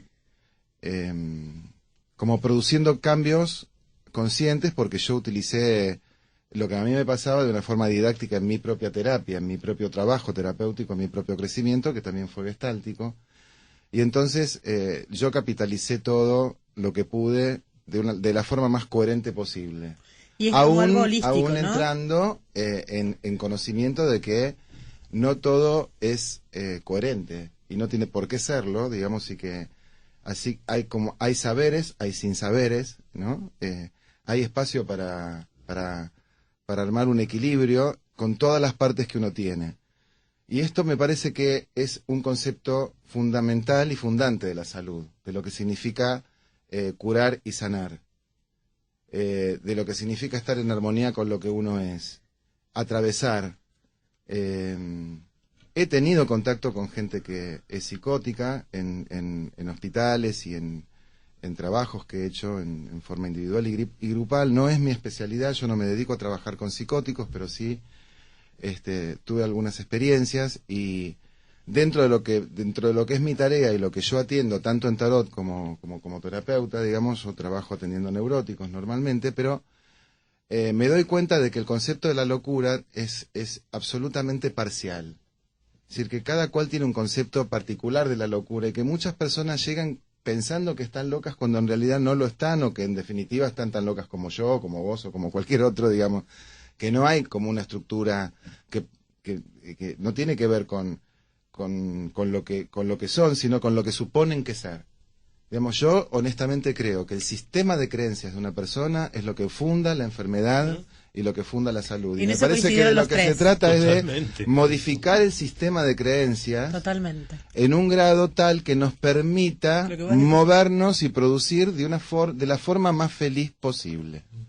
Si bien no creo que el tema de la vida, y coincido con vos, sea no sufrir, sino sufrir lo que hay que sufrir, digamos, porque una persona que pierde un ser querido, si no sufre nada, creo que tiene un problema, digamos, justamente por esto. Es decir, a ver, igual de todas maneras cada cual será como es, ¿no? Déjalo ser, en principio, pero pienso que cuando la persona está sufriendo con lo que es, porque no puede con sus relaciones, con sus vínculos, con su trabajo, con su cuestión, y se empieza a cuestionar lo que le pasa, de cualquier lado que se lo cuestione, si realmente hay alguna forma de abordar esto para que haya un darse cuenta y empezar a trabajar sobre lo que es y empezar a mejorar, las mejoras se ven mucho. ¿Vos, Antonio, vos curás? Yo estaba pensando, lo que decías recién, que coincido plenamente. Primero, ¿cuánta gente sufre por cómo está siendo, pero no es? El trabajo que uno tiene que hacer es prácticamente filosófico. Por eso coincidíamos con que el problema es cuál es el sistema de creencias que tiene la persona que sufre. Y cuando hablamos de creencias, vamos a aclarar que no estamos hablando como se podría pensar de creencias religiosas. No. Estamos hablando de creencias sobre uno mismo y sobre los demás. A ver si estamos de acuerdo con un ejemplo claro. Dale. Che, sos una gorda. No sos una gorda, estás gorda en todo caso. Claro, pero el problema ahí viene... No es ser, sino estar y poder modificarlo. No, creencia de lo que es real. Sí, bueno. Lo que es real para cada uno. Justamente la construcción de la realidad y qué es real para cada uno. Tal cual. Y qué es lo que a mí me hace bien, que puede ser que no sea lo que le hace bien a los demás. También. Y que yo sea capaz de bancarme eso. Porque lo que suele pasar es que más de uno, cuando encuentra sus esencias, claro, sí, acabo de descubrir, yo en realidad quisiera ser, y lo que me haría feliz y me pondría tan contento, es ser guía para escalar el Aconcagua. Pero claro, mi mujer no está de acuerdo, mis chicos son chicos, mi hermano se enoja, me dicen que, puede ser, me dicen, vos estás chiflado. Entonces yo, ahí viene la adaptación, yo me tengo que sobreadaptar, me voy a frustrar, no voy a hacer lo que a mí me hace bien para poder recibir el afecto que en con ese acto de chantaje los demás me están haciendo. Un horror. Bueno, pero es lo que suele ocurrir. Yo tuve un maestro hindú cuando era joven, así que hablo de 40 años atrás, que cuando se iba, recuerdo siempre en Ezeiza, yo digo, bueno, maestro, ¿qué le pareció? Dice usted, habló de 40 años atrás, dice, usted, los argentinos son muy raros, ustedes quieren cruzar, hablaba de la gente que éramos discípulos de él y demás, que es lo que él había conocido en Argentina, ustedes quieren cruzar de una orilla a otra y cuando llegan a la otra orilla, seguir con el bote con el que cruzaron encima. Es decir, la dificultad que tiene en general el que sufre en este contexto que estamos hablando, de cambiar es cambiar.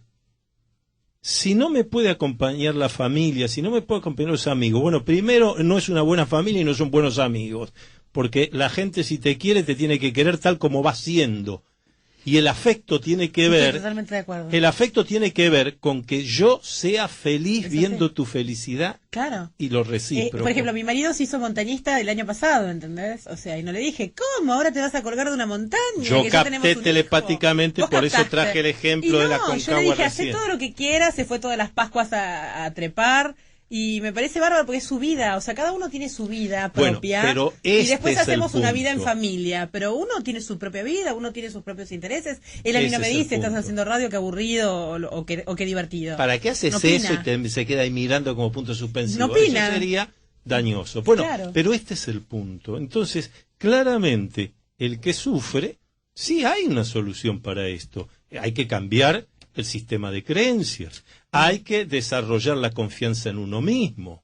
Pero después no hay que esperar que voy a hacer esto siempre y cuando los demás me aplaudan. No. Lo importante es que yo llegue a la noche a casa y me aplauda a mí mismo. Digo, hoy soy mejor persona. Totalmente. Este es el punto. Por eso yo no hablaría, ahí termino de contestar lo que me pregunté, yo no hablaría de curación.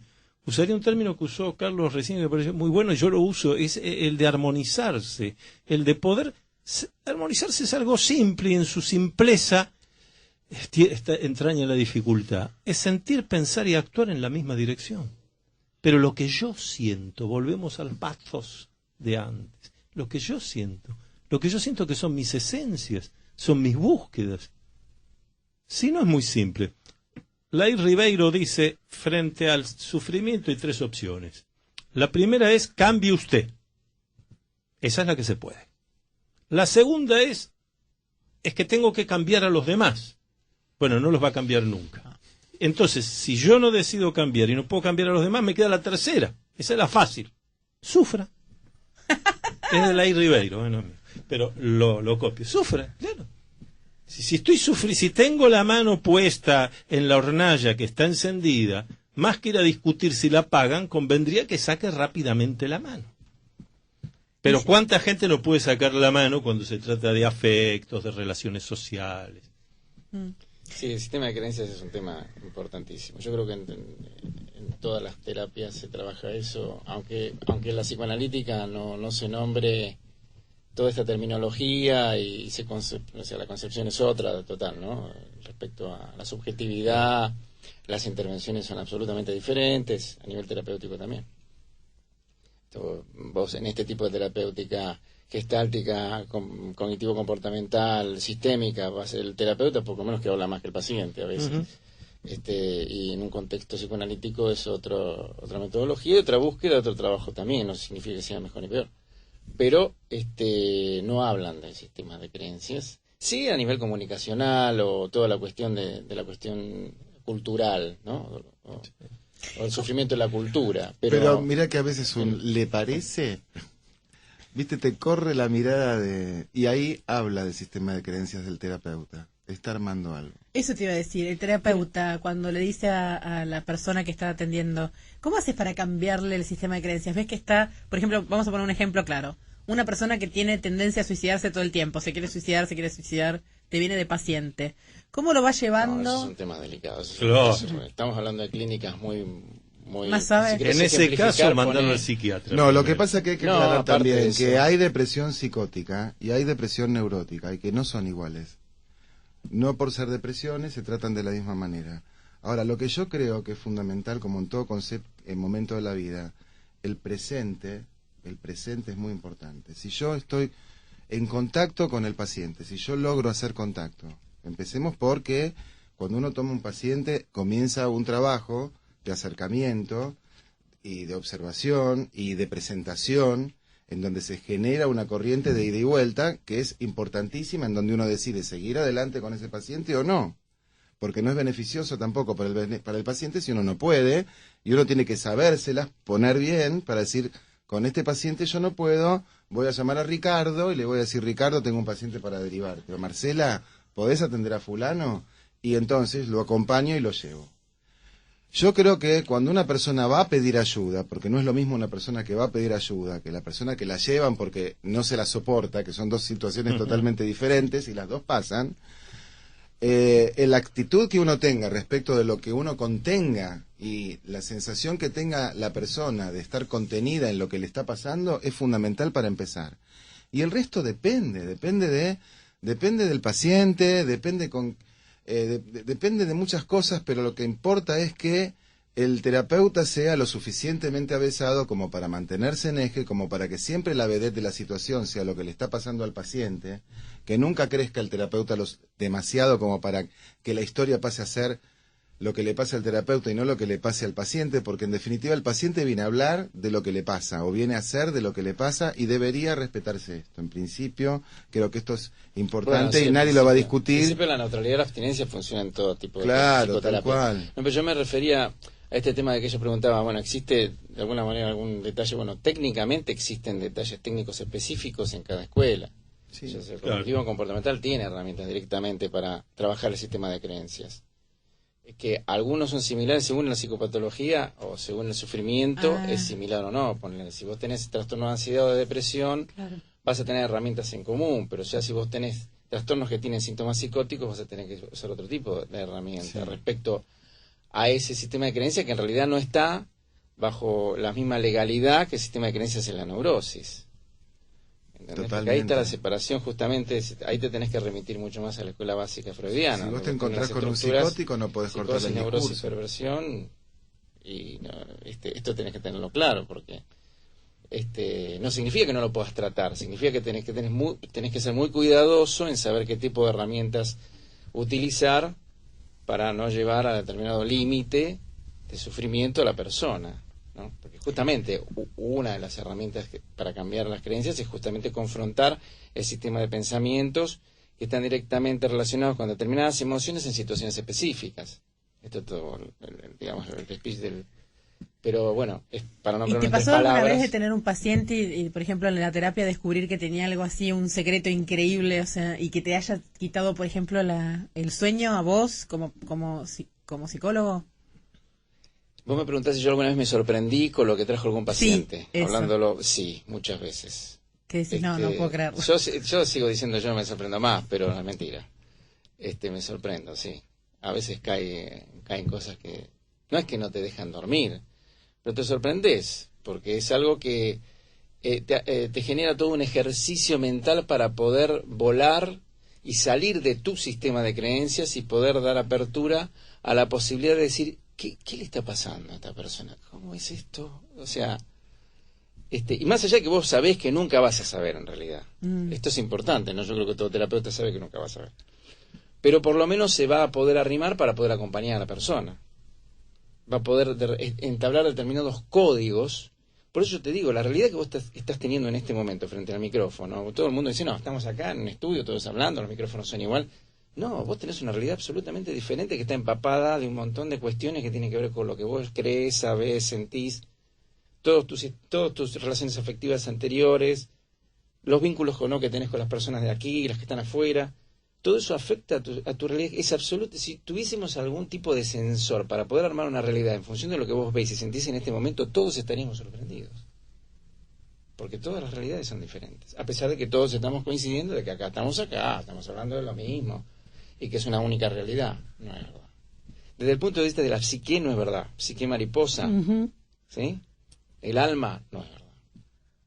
Para mí, como terapeuta, y respetando esta característica subjetiva, yendo a la base de la psicología, es que podés hacer el cambio del sistema de creencias. Como decía Carlos, como decía él también, o sea, el sufrimiento, vos no vas a, más vale que la persona sí tiene que sufrir, va a sufrir, pero porque hay cosas que vos nunca vas a poder, a las cuales vos nunca vas a acceder. ¿Existen herramientas? Existen. Se me salió todo el aparato el aparato técnico, se me cayó de la oreja. Qué loco, ¿no? Justo cuando dijo que las herramientas existían. Claro. Llamen al técnico, por favor. No, pero lo que sí veo que la radio está haciendo ya algunas facturas. Yo Silvia, encima que mi rasgo de locura es la risa. Yo y que quiero la aclarar trato una de cosa, que evitar en mi la realidad radio. yo no voy a pagar esto que se rompió. No, la dueña del programa. Yo me río como loca, justamente. Mi esposo dice siempre que cuando me río y cuando estornudo son mis peores defectos. Bueno, muy esos son interesante. tus mejores momentos de libertad. Sí. Bueno, Donde soy yo, bien En lugar de primitiva. Si disfrutaras, sería genial. Claro. Bueno, vamos a ir a una pausa, vamos a ir a escuchar, esa canción que te dije hace un rato, Gustavo, Crazy, de Narcs Barkley, y venimos un ratito después.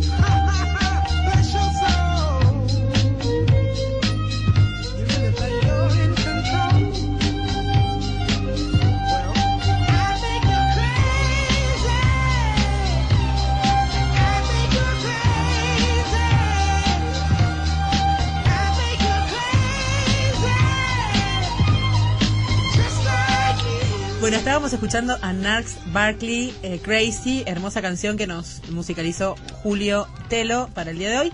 Y también quiero mandarle a Mariel Maselli un gran beso y abrazo, que está enferma, que es de Confitería de Esti.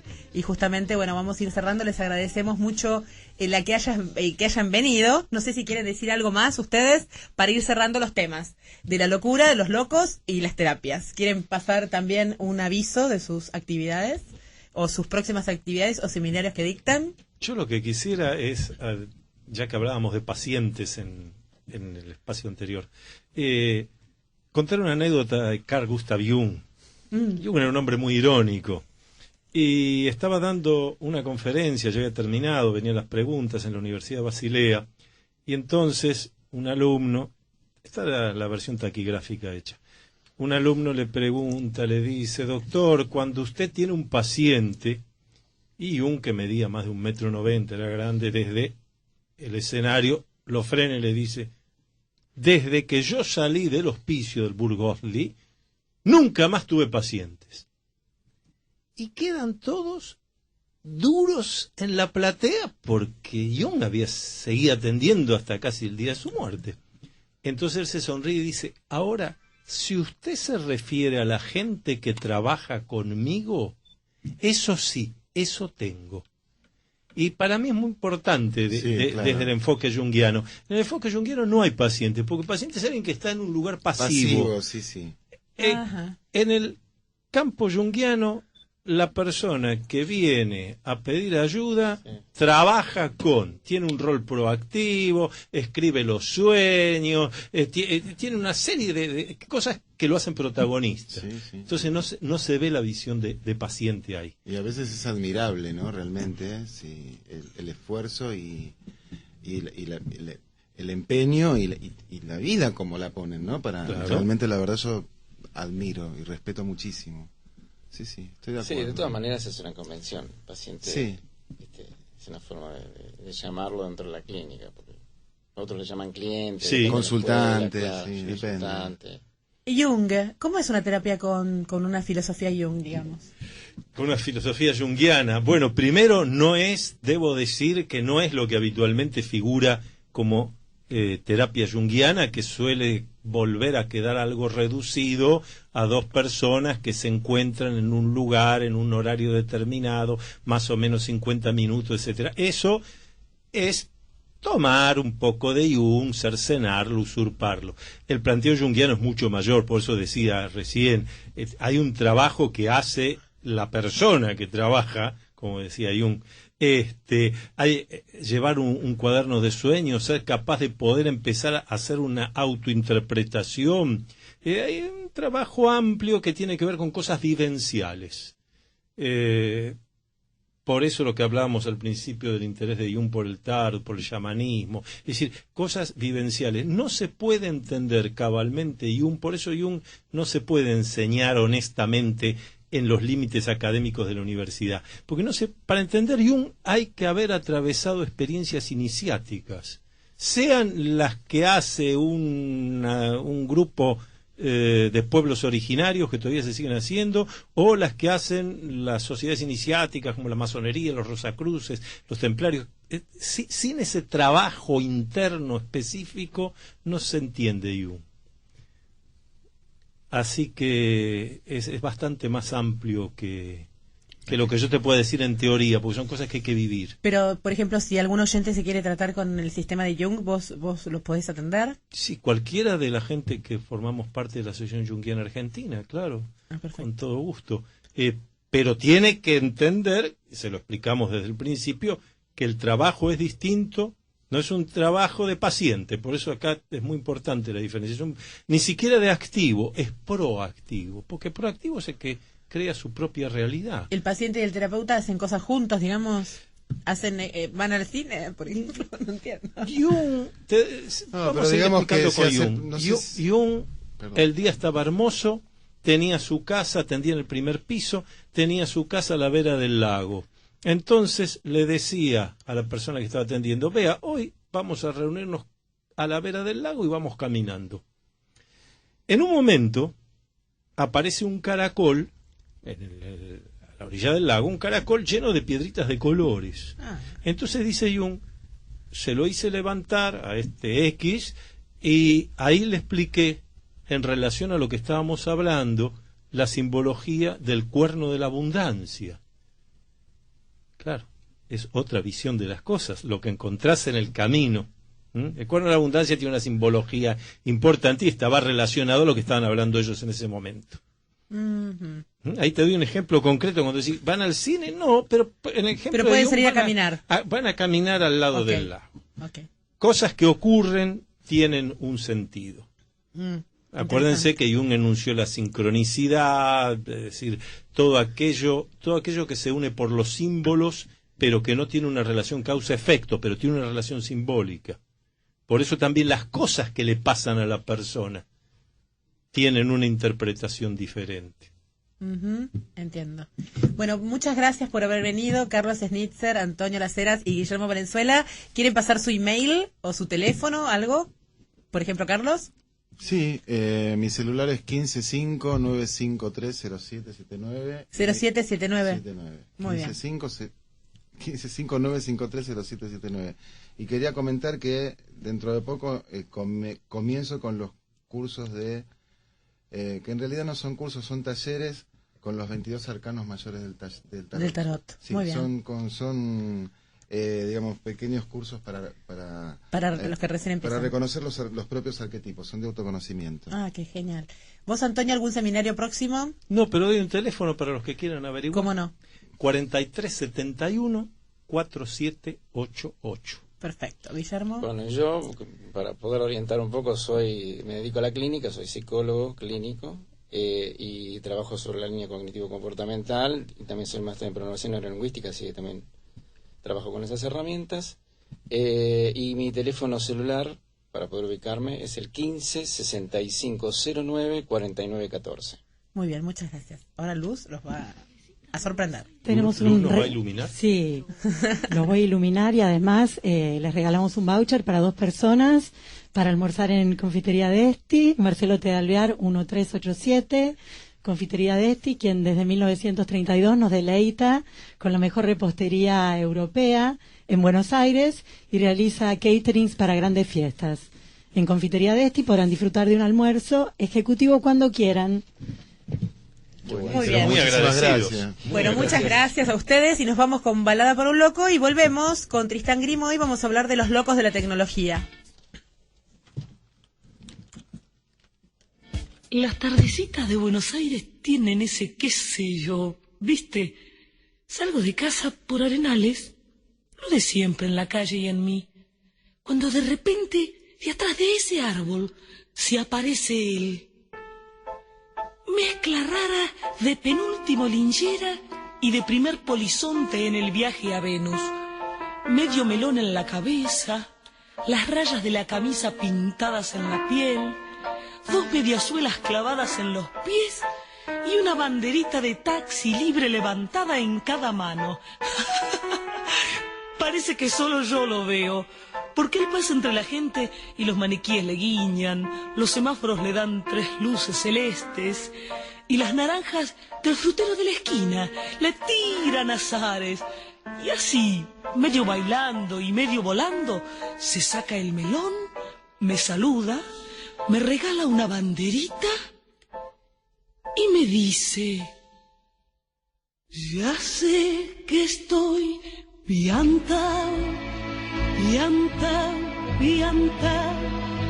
¿No ves que va la luna rodando por Callao? Que un corso de astronautas y niños con un vals me baila alrededor. Baila, vení, volá. Ya sé que estoy piantao, piantao, piantao. Yo miro a Buenos Aires del nido de un gorrión y a vos te vi tan triste. Vení, volá, sentí el loco berretín que tengo para vos. Loco, loco, loco, cuando anochezca en tu porteña soledad, por la ribera de tu sábana vendré con un poema y un trombón a desvelarte el corazón. Loco, loco, loco, como una corbata de mente saltaré sobre el abismo. Latitud Gay, un magazine radial distinto y diferente. Para la comunidad LGBT, un programa Freak Live. actualidad, turismo, música, salidas, fiestas, contactos y mucho más. Latitud Gay.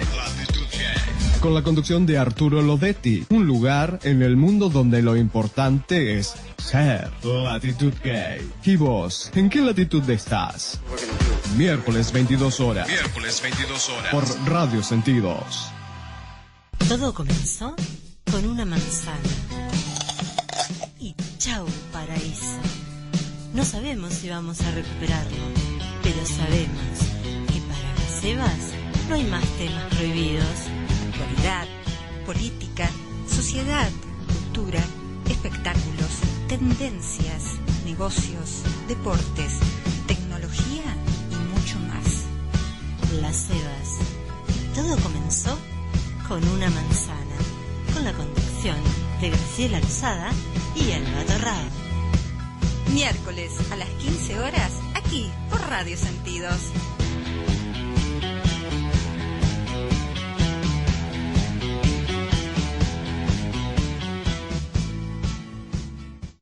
Todos los jueves, desde las 22 horas, tenés una red social con sonido propio.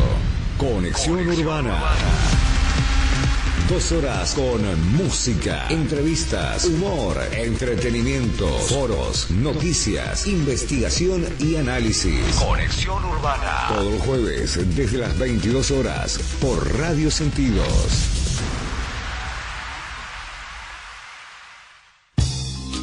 Los miércoles a las 19 horas, deja fluir con Pato Mir. Y ahí está la clave, confiar en la vida. Ciencia, arte, música, espiritualidad. Cuando uno actúa en el campo del amor, el beneficiado es uno. Compartí tu mensaje. Confiar en la vida y entregarse significa que yo tengo que ser profundamente honesto conmigo. Fluí con nosotros.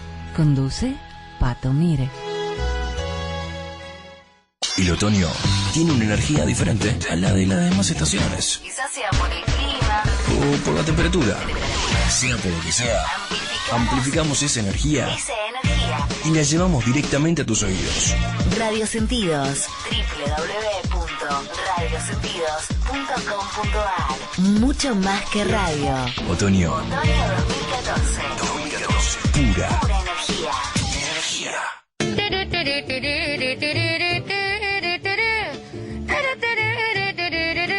Hola, aquí estamos otra vez desnudos y a los gritos con Tristan Grimón, nuestro columnista de tecnología. ¡Bravo! Impresionante. Muy bien. Bueno, el tema de hoy, impresionante. Yo tengo que empalmar con unos cráneos totales que estuvieron hablando muy bien de la locura. Y les tengo que contar que cuando me dijeron hablar de la locura en la tecnología, me lo tomé muy bien. Y después entré en pánico. Porque hay muchísimo para hablar de la tecnología, pero muchísimo. O sea, buscar en internet locuras es lo mismo que meterse en internet. O sea, estamos todos muy locos.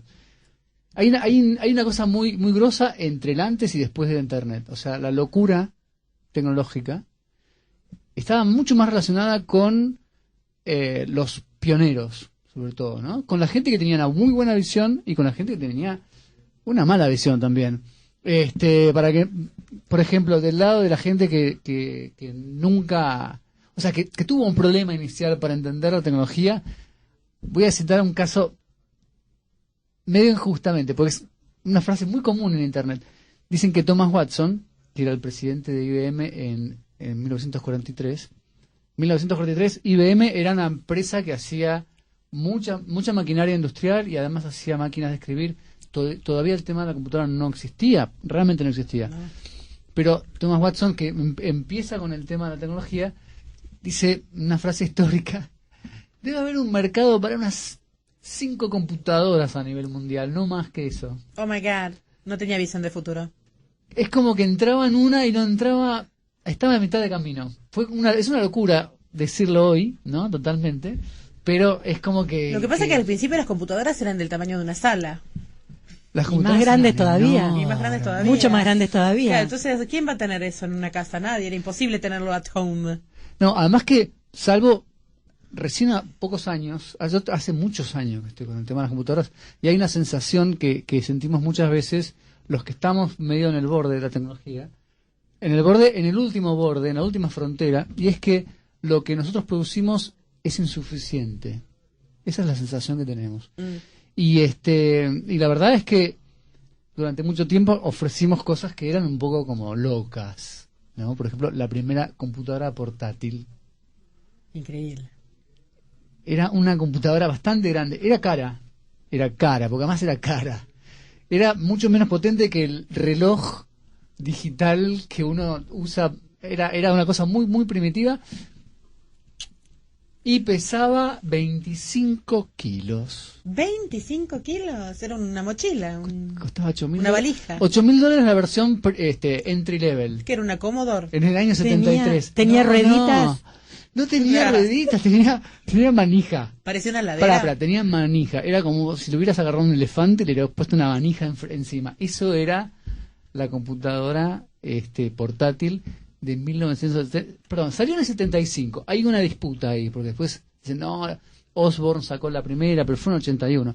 En el 75 IBM vende un modelo que se llama 5100, que es portátil y es como una computadora. Nada, tenía una pantalla chiquititita, pero era como agarrar una computadora más o menos de la época y poner una manija, le clavaron una manija encima y eso era portátil. Ni siquiera tenía batería, o sea, tenía que estar enchufada.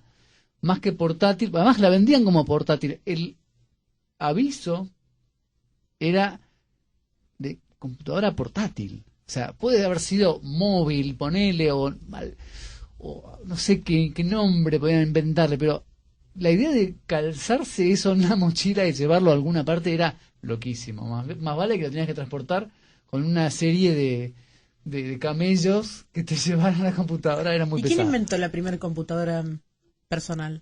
Ay, qué complicada la pregunta. Es complicadísima, ¿sabes por qué? Porque en realidad el concepto de llegar a qué computadora claro.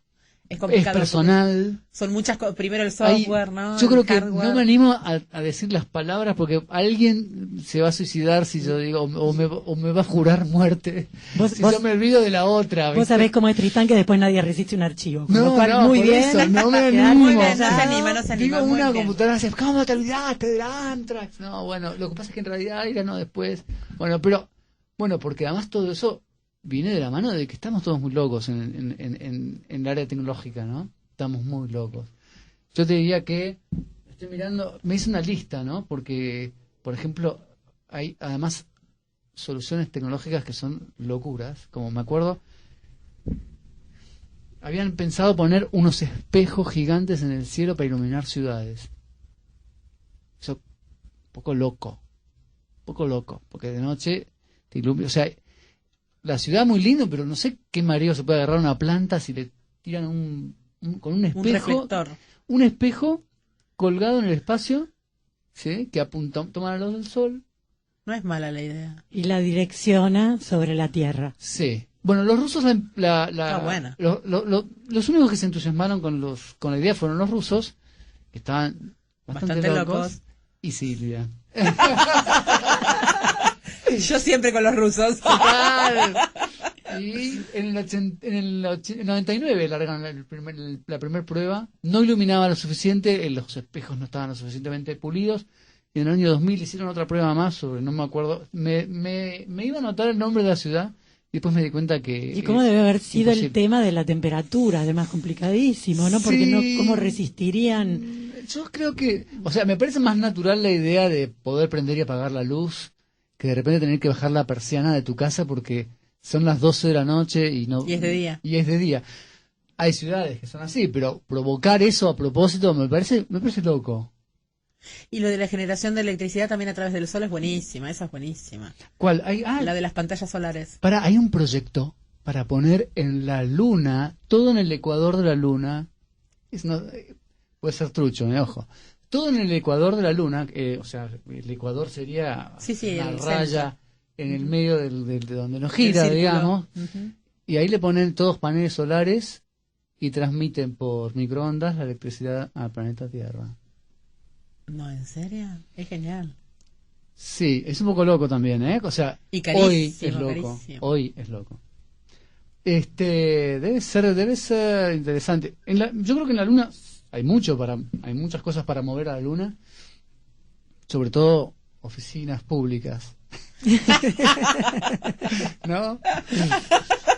Ahí, plum, los mandamos a la Luna. Pero, Lo quiero. Bueno, después, ¿qué más hay? Cosas locas. Cosas locas, bueno, volvemos a recordar a Steve Jobs, que lo hicimos la vez pasada. Nuestro loco predilecto. Y me acuerdo cuando lanzó, el iPhone en el año 2007, que la gente enloqueció. Además, él era un loco en el sentido revolucionario de la visión, pero la gente enloqueció, transmitió su locura. Claro. Hubo colas de 110 horas para comprárselo. Vos sabés que yo, leí bastante sobre él. No el libro, lo tengo que leer el libro. El libro no lo leí porque yo ya venía leyendo tanto de él que leer el libro, digamos, era como medio muy denso todo. Es más, no lo leyó nadie en casa. Lo compré, pero no ninguno lo leyó. Ponete la película. La película tampoco la vi. La película es más corta. Dice que es mala, ¿no? ¿La viste vos? No la vi. No me animé a verla. Es con Ashton Kutcher. No. Bueno, que vos sabés que él quiso estudiar. Él era hijo adoptivo. Entonces los padres le pagaron una universidad, le juntaron la plata para pagarle un mes en la Universidad de California, y se quedó un tiempo más sacando fotocopias dentro de la universidad, pero no, llegó un momento que no lo podían pagar más, por lo cual él tiene estudios tipo 5 o 6 meses, nada más, y lo que llegó a estudiar, porque se había notado en un curso paralelo que le había gustado mucho, que había en la universidad, que te regalan cursos, viste, en esas universidades te podés anotar en algo paralelo, extracurricular se llama, para ser concreto. Se había notado en uno de diseño gráfico y había visto todo el tema de las letras, las distintas tipografías de letras. Y eso le enloqueció con el diseño gráfico, y por eso el iPad y todo lo que él diseñó luego, todo se refleja porque él fue lo único que realmente estudiaba. Lo único que realmente estudió fue eso poquito, muy poco estudio. ¿Y cómo llega alguien a ser tan grande? Déjame que te complete un poco la idea de la tipografía. Vos sabés que lo loquísimo es que nosotros, los nerds, digamos, nos habíamos entusiasmado con la idea de que todas las letras medían lo mismo. Y era muy cómodo a la hora de hacer una cuadrícula, claro, y poner todo bien derechito.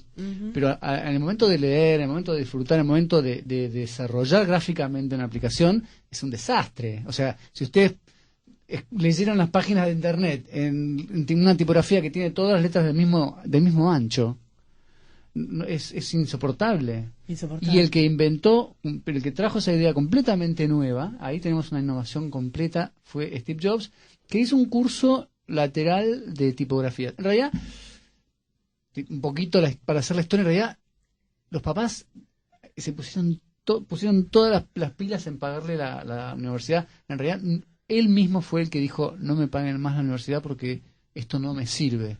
Se peleó con todos los profesores, se peleó con todos. En Estados Unidos le dicen dropout al que larga la universidad. Y si vos querés saber cómo se llega sin tener estudios, tenés Ellis, Steve Jobs, Bill Gates, o sea, los más grandes, si querés, inclusive Zuckerberg, los más grandes en la tecnología son dropouts, o sea, largaron la universidad, no terminaron. O sea, Bill Gates no terminó la universidad. Bill Gates también estaba loco, y él, cuando le vende su sistema operativo a IBM, él, que era tenía sus contactos porque era de una familia bien norteamericana, y con muchos contactos. Porque es Bill Gates, Jonathan Glamour, Jonathan 3. Tienen 835 nombres con un 3 al final, creo. Tercero. Sí. Entonces, Don Gates, era muy chico y muy loco, o sea, muy audaz, una audacia que ya raya con cierta locura. El hombre se presenta a un comité de millones de abogados y vende un sistema operativo que no existía. En el momento en que él hace el trato con IBM, el software no existía. Sale de la reunión con Steve Ballmer y dice: bueno, ahora tenemos que programarlo, ya lo vendimos. Así que ahí tenés otra locura. No entiendo, explícalo un poquito más. Vendieron un producto, que el producto estaba en la mente de ellos, pero no estaba materializado. No lo habían hecho. No lo habían Es mi hecho. sueño ese. Mi Claro. sueño es vender algo que no nadie lo vea. O sea, es En mi realidad sueño. vendieron la idea y cuando el tipo la compró, Mi sueño. la tenían que desarrollar porque no la tenían Extraordinario, hecha. lo máximo. En realidad Eso fue- para mí es lo máximo Espera, de la espera. creación, No, que pero te paguen por, fue por más lo que loco vos todavía. pensás. Fue más loco todavía. Es lo mejor. Fue mucho más loco. Además, Lo fíjate máximo. una cosa interesante, porque él, si ustedes se fijan, Zuckerberg inventó una industria, ¿sí? Ya existía si querés, pero inventa una industria social, ¿no? Steve Jobs inventa una industria de lo personal en la computación, vamos a decirlo de esa manera, ¿sí? Y Bill Gates inventa la industria del software. No existía antes. No existía, es Antes increíble. vos ibas vos ibas y junto con el que vendía el hardware y vendías el software y el hardware. Ahora, Ahora el te software- compras a uno le compras Una cosa y el la otra Windows y a otro le compras el la Intel, la PC. computadora, la Claro. PC. Ahora escúchame, adentro del software, no lo quiero hacer complicado, pero que hay numeritos, ¿no? Es un sistema de números, es un sistema matemático en realidad, la computadora, ¿no? Exactamente. ¿Cómo puede exactamente. ser eso? Pero si él no tiene estudio, ¿cómo logra un sistema matemático? Es lo que no entiendo. Él no tenía un estudio formal. Por eso. Además, pero no era un ¿cómo? gran programador, era un gran visionario, pero no era un gran programador. Pero igualmente, una cosa es lo que es el estudio formal y otra muy distinta es lo que es El conocimiento. el interesarse, Ujú. el ir a estudiar y movilizarse hacia esas cosas. Es increíble, ¿no? Es increíble. Bueno, ahí llegamos a un punto de la locura de la tecnología y es cuando empieza a desarrollarse la Internet. La Internet es una gran distribuidora de conocimientos, te hace llegar cosas y además estamos empezando a conocer las locuras de todos los demás. Claro. O sea, si hablamos de locura y hablamos de Internet, te pones en YouTube, navegás un ratito en YouTube. Y ves la locura de los demás. Hay eso. un punto de YouTube que se llama ¿Cómo llegué acá? ¿No? Que vos te pones a navegar y de repente pasaste a la cocinera que está preparando un tiramisú con una raqueta de tenis, a un tipo que está haciendo un procedimiento médico y después terminás en una especie de japoneses que discuten y vos no sabés qué estás haciendo ahí. Yo me di un ¿Por qué te paseo en un cliqueando? momento libre de esta semana, me di un paseo por todos los videos que hay sobre Ice White Chat, la película de Stanley Kubrick. Ay, bueno. No, todo el sincretismo que hay dentro de la película, pero me vi, no sé, después dije, no puede ser, me perdí como 3 horas viendo estos videos. Cerrás la no puedo computadora. perder el tiempo así. No, cerrás la computadora Tengo y mucho te que volvés hacer. loca porque pensás todo tiene que ver con una conspiración. Parece que fuera una conspiración todo, Todo ¿no? es una conspiración. Ah, ¿Viste ¿vos la también película tenés Los esas? 5 Guardianes? No. Que está Papá Noel. La digo, no sé. Yo termino de ver esa película y digo, esos son todos iniciados masónicos. Toda esa locura me vino porque también me enganché con un tweet que mandó Sil acerca del tema y yo me enganché y ¿lo también. viste? Todo enloquecidísimo con todo. buenísimo. Veo Rosacrucis así sobre los ojos y veo Rosacruces. O sea, la locura es muy contagiosa. Es muy contagiosa. Y Y más la en- más basura en- que hay en internet Y es más- muy divertida. Es muy divertida. Pero es una locura propia también. O sea, somos todos locos. Vamos a dejar en claro que somos todos locos. O sea, ahora estamos conociendo las locuras de los demás. Yo te digo, desde cosas escatológicas. O sea, además compartimos todo. El loco Compartimos máximo de la todo. tecnología, ¿cuál sería? Steven Jobs. No, Steve Jobs. no, somos todos nosotros. El gran descubrimiento es que estamos creando. Ahora les voy a explicar la parte complicada de todo esto. A ver. Estamos creando Vamos cerrando un con ser esas palabras. multidimensional que habita y vive en Internet. Somos un nuevo cerebro. Todos juntos formamos un nuevo ser en Internet que está muy loco. ¿Esa sería la Sí, conclusión? sí. La humanidad enloquecida y llevada al punto extremo. Pero si ha habido de Internet. asesinatos de gente porque lo descubrió en Facebook con otra cosa, con esta, con la otra, es muy divertido. Así que bueno, asesinatos suceden por internet, de o sea, de todo, de todo. Hay un grupo que como se llama también 4chan, amor. te tiro a una que se llama 4chan, 4chan, que por ejemplo en el año 2008 bajaron las acciones de Apple, pero un montón porque dijeron que Steve Jobs se había muerto y no se había muerto. Bajaron. Genial. Otra cosa que hicieron, Se divierten se como juntaron locos. entre todos, porque es un canal de gente y se juntaron entre todos, también en el 2008, para mandarle mails a Sarah Palin, que era una Sí. Sí. candidata del Tea Party, y la volvieron loca. O, por ejemplo, dije, bueno, hacer clic en esta imagen de la esvástica, entonces resulta que cuando vos entrabas a Google, aparecía lo más visto y aparecía una esvástica. Entonces Google tuvo que borrar la mano. O sea, es buenísimo. Vamos a entrar hoy mismo a 4chan. Gracias, Luz Soli. Gracias, Silvia Barton. Nos vemos en el próximo programa. ¿Que quién viene? Jorge Asís. Muy bien, nos dio el ok para avisarlo. Viene Jorge Asís en el próximo programa y nos vamos con Another Brick on the Wall, una de las películas más lindas del mundo de Pink Floyd.